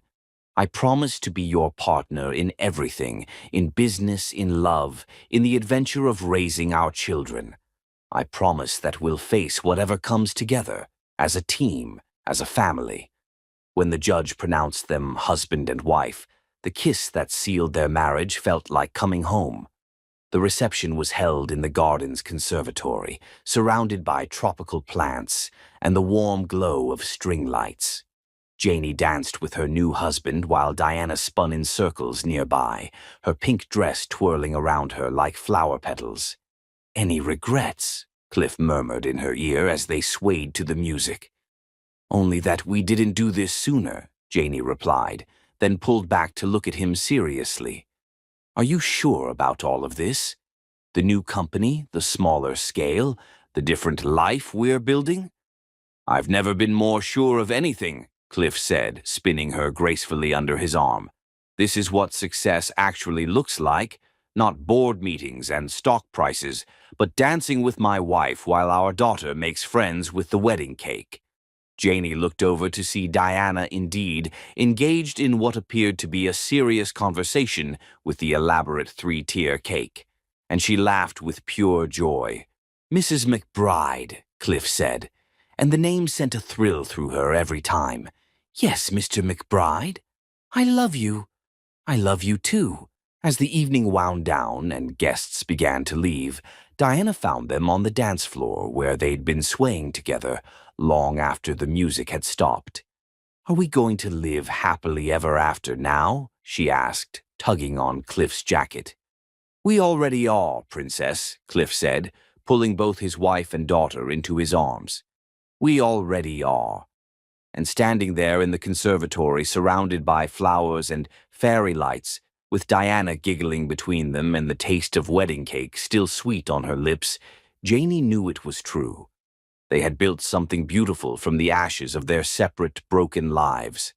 Something real and lasting and worth every struggle it had taken to get there. Something that would last forever. Chapter 9. When Paradise Burns and Love Must Rise from Ashes. The phone call that shattered Janie McBride's perfect world came at 3:47 a.m., and the words, "Diana's cancer has returned," felt like a death sentence for everything they'd built.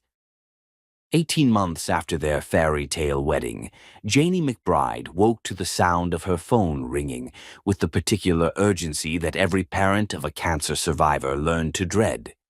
She was 6 months pregnant with their second child, her belly round and heavy with the son they'd already named James. And for one blissful moment she thought about ignoring the call and staying in the cocoon of happiness they'd built. Then she saw Dr. Martinez's name on the screen and knew their perfect world was about to burn. "Janie, I need you and Cliff to come in immediately," Dr. Martinez said without preamble. "Diana's routine scans showed some concerning areas. We need to run additional tests." The words hit like physical blows, each one driving the air from Janie's lungs. Beside her, Cliff stirred and sat up, instantly alert. "How concerning?" Janie managed to ask, her voice barely above a whisper. "Concerning enough that I don't want to discuss it over the phone," Dr. Martinez replied, and the gravity in his voice told Janie everything she needed to know. The cancer was back. 3 hours later, they sat in the same sterile office where their journey had begun. But this time, Janie's hands rested protectively over her pregnant belly, while Cliff gripped her free hand so tightly she wondered if he was trying to anchor them both to reality. "The leukemia has returned," Dr. Martinez said without preamble. "But this time it's more aggressive than before. The blast count is significantly higher, and it appears to be a different subtype, one that's more resistant to conventional treatment." Diana, now 8 years old and sitting between her parents with the false calm of a child who'd learned to mask her fear, spoke up in a voice that was far too steady. "Does that mean I'm going to die?" The question hung in the air like poison gas. Janie felt her heart stop, then restart with painful force, while Cliff's hand tightened on hers until she thought her bones might crack. "It means we're going to fight harder than before," Dr. Martinez said gently. "But I won't lie to you, Diana. This is going to be much more difficult than last time. The treatment will be more intensive, more aggressive." "What are our options?" Cliff asked, his voice deadly calm in the way that meant he was barely holding himself together. Dr. Martinez pulled out a thick folder of treatment protocols, each one more daunting than the last. "Intensive chemotherapy, possibly a bone marrow transplant if we can find a compatible donor. The good news is that Diana's young and strong, and she's beaten this before." "And the bad news?" Janie asked, though she wasn't sure she wanted to hear it. "The treatment regimen is going to be brutal. We're talking about months of aggressive chemotherapy that will completely suppress her immune system. She'll need to be isolated to prevent infection, and the side effects are going to be severe." As Dr. Martinez outlined the treatment plan, the ports and pumps, the isolation protocols, the long list of medications, Janie felt the room spinning around her. This wasn't like Diana's first diagnosis, when they'd caught it early and had reason for optimism. This was a battle for her daughter's life, and there were no guarantees. "I need to start treatment immediately, Doctor," Martinez continued. "We're talking about beginning the first round of chemotherapy within the next 48 hours. "What about the baby?" Janie asked, her hand instinctively moving to her belly. "The stress, the exposure to the hospital environment." Dr. Martinez's expression grew even more serious. The emotional stress of Diana's treatment, combined with the physical demands of constant hospital visits, could put your pregnancy at risk. You're already carrying high stress levels and adding this level of trauma. He didn't need to finish the sentence. Janie could see the impossible choice forming. Be there for Diana through the fight of her life, or protect the baby growing inside her. That evening, after Diana had been admitted to the hospital and was sleeping fitfully under the influence of pre-treatment medications, Janie and Cliff sat in the family consultation room trying to process the magnitude of what lay ahead. "We'll get through this," Cliff said for the 10th time, though his voice lacked conviction. "We'll fight it together, just like before." "This isn't like before," Janie said numbly. "Before I could sleep in her room, be with her every second. Now I have to think about the baby." Before Cliff could respond, there was a knock on the door. A tall, distinguished man in an expensive suit entered, someone Janie had seen in newspaper photos but hoped never to meet in person. Senator Clifford McBride, Jr., Cliff's father, looked exactly like an older version of his son if someone had surgically removed every trace of warmth and compassion. His presence filled the small room with cold authority. "Father," Cliff said, standing up defensively, "what are you doing here?" "I heard about the child's diagnosis," the senator said, his voice carrying practiced sympathy. "I came to offer my assistance." "We don't need your help," Cliff said immediately. "Don't you?" The senator's gaze flicked to Janie's pregnant form, then back to his son. "This situation is going to require resources, connections, access to the best treatment facilities. I have those connections." Despite her instinctive dislike of the man, Janie felt a flicker of hope. If Senator McBride could get Diana into better treatment programs. "What's the catch?" Cliff asked, because he knew his father well enough to know there was always a catch. Senator McBride settled into a chair with the satisfaction of someone who'd been waiting for this moment. "The catch is that you need to start thinking like a responsible father and husband instead of a lovesick teenager." "What the hell is that supposed to mean?" "It means that your wife is carrying the heir to the McBride family legacy," the senator said, his eyes fixed on Janie's belly. "A healthy child with proper bloodlines who deserves to be protected. Meanwhile, you're risking that child's life by subjecting your wife to the trauma of caring for a terminally ill child who isn't even yours biologically." The words hit like slaps, each one designed to wound. Janie felt her face flush with anger and humiliation, but before she could speak, Cliff exploded. "Diana is my daughter in every way that matters." "No, she's not," the senator said coldly. "She's the sick child of a woman you married out of misguided guilt. And now that woman is carrying your real child, my grandchild, and you're letting sentimentality cloud your judgment." "Get out," Cliff said dangerously. "Get out before I do something I'll regret." "I'm not finished," the senator continued as if he hadn't heard. "I've spoken to the finest oncologists in the country. Diana's prognosis is poor, very poor, the type of cancer she has, the aggressive nature of the recurrence. She has perhaps a 30% chance of survival." Janie felt the blood drain from her face. 30%. Those weren't odds, they were a death sentence wrapped in false hope. "But," the senator continued, "I can get her into the most exclusive treatment program in the world. The finest doctors, the most advanced therapies, unlimited resources, everything she needs to have the best possible chance." "In exchange for what?" Cliff asked, though Janie could see in his expression that he already knew. "In exchange for you prioritizing your real family," the senator said. "Divorce this woman. Give her a generous settlement, enough to cover the child's medical expenses for the rest of her short life. Take your pregnant wife, your real wife, somewhere safe and peaceful where she can focus on delivering a healthy heir to the McBride legacy." "My real wife?"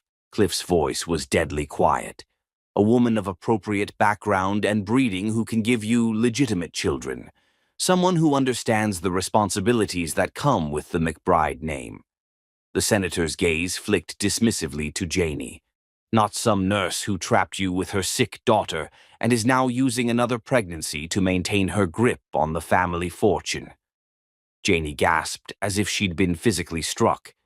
The accusation was so vile, so deliberately cruel, that for a moment she couldn't breathe. "You son of a bitch," Cliff snarled, taking a step toward his father. "How dare you?" "I dare because someone has to save you from your own stupidity," the senator snapped back. "Look at her. She's 6 months pregnant and falling apart under the stress. How long before that stress kills your son?" "Cliff," Janie whispered, her hand pressed to her belly as she felt a sharp, cramping sensation. "I don't feel—" The words were cut off by sudden, overwhelming pain that doubled her over. She felt warmth spreading between her legs and looked down to see blood seeping through her clothes. "Oh, God," she gasped. "Something's wrong. The baby." Cliff was beside her instantly, catching her as her knees buckled. "Get a doctor," he shouted at his father, who was staring at the scene with what might have been satisfaction. "This is what I'm talking about," the senator said coldly, as nurses rushed into the room. "This woman and her problems are going to cost you everything that matters." As medical personnel swarmed around Janie, checking her vital signs and preparing to rush her to the maternity ward, she caught a glimpse of Diana standing in the doorway. Her daughter's face was pale with fear, her eyes wide as she took in the scene. Her mother bleeding, her father shouting, and the cold stranger who'd somehow caused it all. "Mommy," Diana whispered, and the sound broke Janie's heart. "I'm okay, baby girl," Janie managed to say as they lifted her onto a gurney. "Mommy's going to be okay." But as they wheeled her toward the elevators, Janie caught Cliff's tortured expression as he looked between her retreating form and Diana's terrified face. In that moment, she saw the impossible choice that would define the rest of their lives: his wife and unborn son on one floor, his daughter facing cancer 3 floors above. The elevator doors closed between them, and Janie realized that everything they'd built together was about to be tested by fire. The question was whether their love would be strong enough to survive the flames. Chapter 10. The Love That Conquers Death Itself.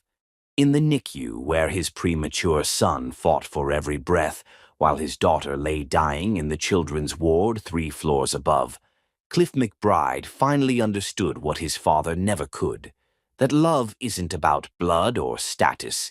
It's about showing up when everything is falling apart. James Lovell McBride entered the world 10 weeks early, weighing barely 3 pounds and fighting for every breath in lungs that weren't ready for life outside the womb. Cliff stood beside the incubator in the NICU, his hands pressed against the glass that separated him from his son, watching the tiny chest rise and fall with mechanical assistance while machines beeped out the rhythm of a life hanging in the balance. 3 floors above, Diana was losing her own battle. The aggressive chemotherapy that was supposed to save her life was destroying what remained of her strength. In the 72 hours since James's premature birth, she developed pneumonia, and her already compromised immune system was failing to fight the infection. Cliff hadn't slept in 3 days. He'd been running between the NICU and the pediatric oncology ward, trying to be present for both his children, while Janie remained bedridden in the maternity ward, recovering from the emergency C-section that had saved James's life, but left her weak and devastated. "Mr. McBride," a soft voice interrupted his vigil beside James's incubator. Dr. Sarah Kim, the neonatologist, approached with the careful expression that medical professionals wore when delivering difficult news. "We need to discuss James's condition." Cliff's stomach dropped. "What's wrong?" "His lungs aren't developing as we'd hoped. We're going to need to perform surgery to repair a hole in his heart, a defect that's common in premature babies, but requires immediate intervention." Dr. Kim's voice was gentle but firm. "It's a risky procedure, especially for someone so small, but without it—" She didn't need to finish the sentence. Cliff stared down at his son, this tiny, perfect being who was fighting so hard to live, and felt the walls of his world crashing down around him. "When?" he asked. "Tomorrow morning. We've scheduled the surgery for 7 a.m. The same time Diana was scheduled for her next round of chemotherapy. The treatment that Dr. Martinez had warned might be her last chance if the pneumonia didn't clear. Cliff closed his eyes and felt the weight of an impossible choice settling on his shoulders. Be with his son during life-saving surgery, or be with his daughter during what might be her final treatment. Choose between two children who both needed him desperately. "Mr. McBride," Dr. Kim's voice seemed to come from very far away. "Are there any questions about the procedure?" Before Cliff could answer, his phone buzzed with a text from Janie. "Diana's asking for you." "She's scared." "I need to see my daughter," Cliff said, already moving toward the elevator. "I'll be back." He found Diana in her isolation room, pale and fragile, against the white hospital sheets, her bald head covered by a pink knit cap that Janie had made her. She looked impossibly small, this little girl who had once been so vibrant and full of life. "Daddy Cliff," she whispered when she saw him, and the sound broke his heart. "I heard the nurses talking. They think I'm going to die." Cliff moved to her bedside, taking her tiny hand in his much larger one. "Hey, princess, you know better than to listen to nurse gossip." "But I am, aren't I?" Diana's dark eyes were too wise, too knowing for an 8-year-old. "I can feel it. I'm getting weaker, and the medicine isn't working like before." "The doctors are doing everything they can," Cliff said, his voice thick with emotion he was trying desperately to control. "I know," Diana said simply, "but I want you to know that I'm not scared anymore, because I got to have the best daddy in the whole world, even if it was only for a little while." The words hit Cliff like physical blows. "Diana, don't talk like that. You're going to get better. You're going to grow up and graduate and get married and have babies of your own." "Maybe," Diana said with the acceptance that children sometimes found easier than adults. "But if I don't, I want you to take care of Mommy and baby James. They're going to need you." "We're all going to be together," Cliff said fiercely. "All 4 of us. That's a promise." Diana smiled, that radiant smile that had captured his heart the first day they met. "I love you, Daddy Cliff. You gave me the best family ever."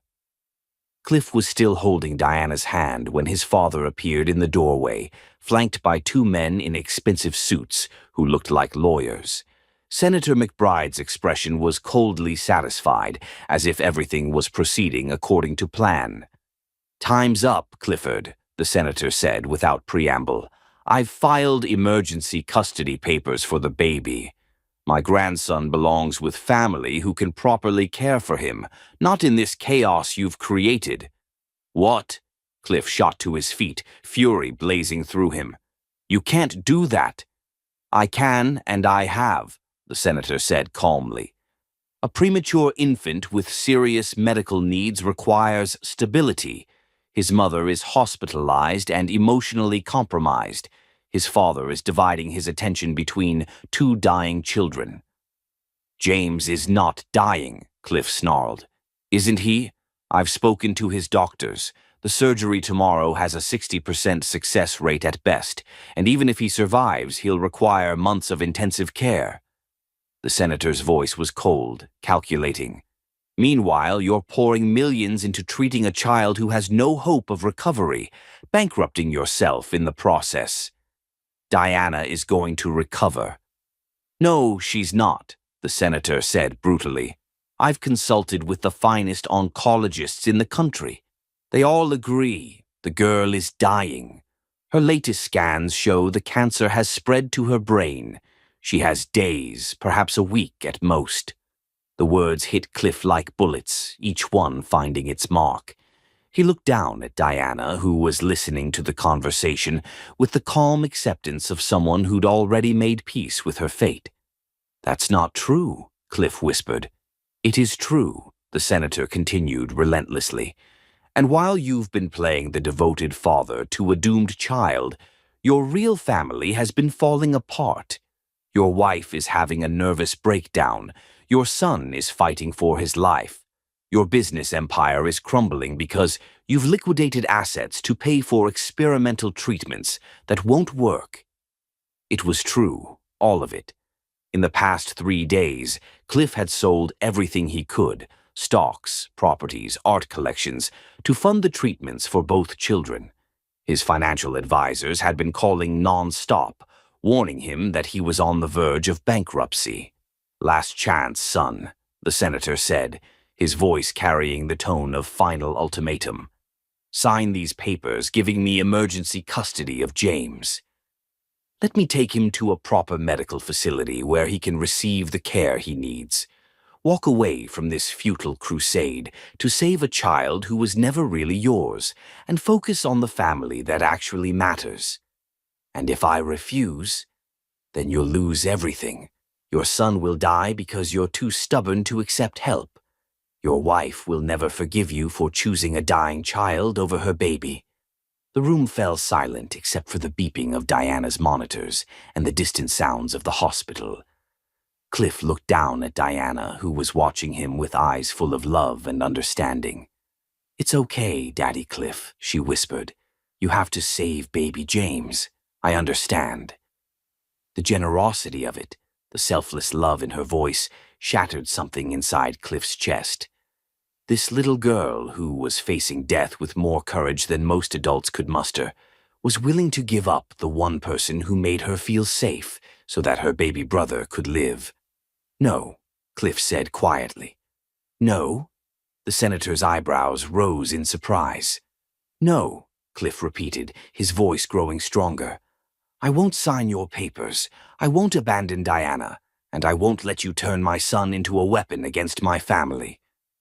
"Then you're condemning him to death?" "No," Cliff said, moving to Diana's bedside and taking her hand again. "I'm choosing to trust that love is stronger than your cynicism. I'm choosing to believe that fighting for both my children is worth more than your approval or your money." The senator's face darkened with rage. "You're making the biggest mistake of your life." "Maybe," Cliff said calmly, "but it's my mistake to make." After his father left, taking his lawyers and threats with him, Cliff called Dr. Martinez and Dr. Kim together for an emergency consultation. What followed was the most difficult conversation of his life, balancing James's surgery schedule with Diana's treatment, coordinating care between two critical patients, and somehow finding a way to be present for both children when they needed him most. The next morning, as James was wheeled into surgery and Diana was prepared for what might be her final round of chemotherapy, Cliff stood in the hallway between the NICU and the pediatric ward, his heart torn in two directions. Janie found him there, still pale from her own ordeal, but determined to be strong for their family. "How do you choose?" she asked, slipping her hand into his. "You don't," Cliff said simply. "You love them both completely and trust that love will be enough." They spent the next 6 hours in a kind of purgatory, moving between waiting rooms and updates from medical teams. James's surgery was successful but complicated. The repair held, but his recovery would be long and uncertain. Diana's chemotherapy went better than expected, and the experimental drug that Dr. Martinez had added to her protocol showed immediate promise. 3 weeks later, Cliff stood in the NICU watching James, now stronger, breathing on his own, and beginning to resemble the healthy baby he was meant to be. Down the hall, Diana was sitting up in bed for the first time in weeks, her appetite returning and her latest scans showing no new cancer growth. "The experimental treatment is working," Dr. Martinez told them during their morning meeting. "I can't say she's cured. It's too early for that. But she's responding better than we dared hope." That evening, as they gathered in Diana's room for their first family dinner in months, Cliff looked around at the people who had become his entire world. Janie, still thin from stress but glowing with relief and hope. Diana bald but bright-eyed and laughing at something on the television. And James, sleeping peacefully in his mother's arms, finally strong enough to leave the NICU. "Daddy Cliff," Diana said during a commercial break, "will you tell me our story again?" "Which story, Princess?" "The story about how you chose us," Diana said seriously, "even when it cost you everything." Cliff looked around the small hospital room that had become their sanctuary, thinking about the empty bank accounts, the sold properties, the business empire he'd dismantled piece by piece to pay for their care. He thought about his father's threats, the pressure from former colleagues, the bridge-burning choices he'd made. "Once upon a time," he began, his voice soft in the dim light, "there was a man who thought that money and power were the most important things in the world." "But he was wrong," Diana added, knowing the story by heart. "He was very wrong, because one day he met a brave princess and her beautiful mother, and he learned that love was the only thing that really mattered." "Even when it costs everything?" Diana asked, as she always did. "Especially when it costs everything," Cliff replied, pulling both his wife and daughter into his arms while James slept peacefully between them. "Because the best things in life, the only things worth having, are worth every sacrifice." As Diana drifted off to sleep, surrounded by the family that love had built and rebuilt and strengthened through every trial, Cliff realized that his father had been wrong about everything. Love wasn't weakness. It was the strongest force in the universe. And sometimes, if you were very lucky and very brave, it really could conquer death itself. 6 months later, as Diana stood before the Children's Memorial Hospital Board of Directors, healthy, vibrant, and holding her baby brother James while he giggled and reached for her hair, she told their story to a room full of powerful people who wept openly at the tale of a family that had chosen love over everything else. "My daddy taught me that real families aren't made by blood or money," Diana said, her 8-year-old voice clear but still carrying the slight lisp she'd never quite outgrown. "They're made by people who choose to love each other every single day, even when it's really, really hard." In the audience, Cliff and Janie held hands and watched their daughter, their miracle, speak truth to a world that had almost destroyed them. They had lost everything and gained the only thing that mattered. They had each other, and that was enough to build a kingdom on.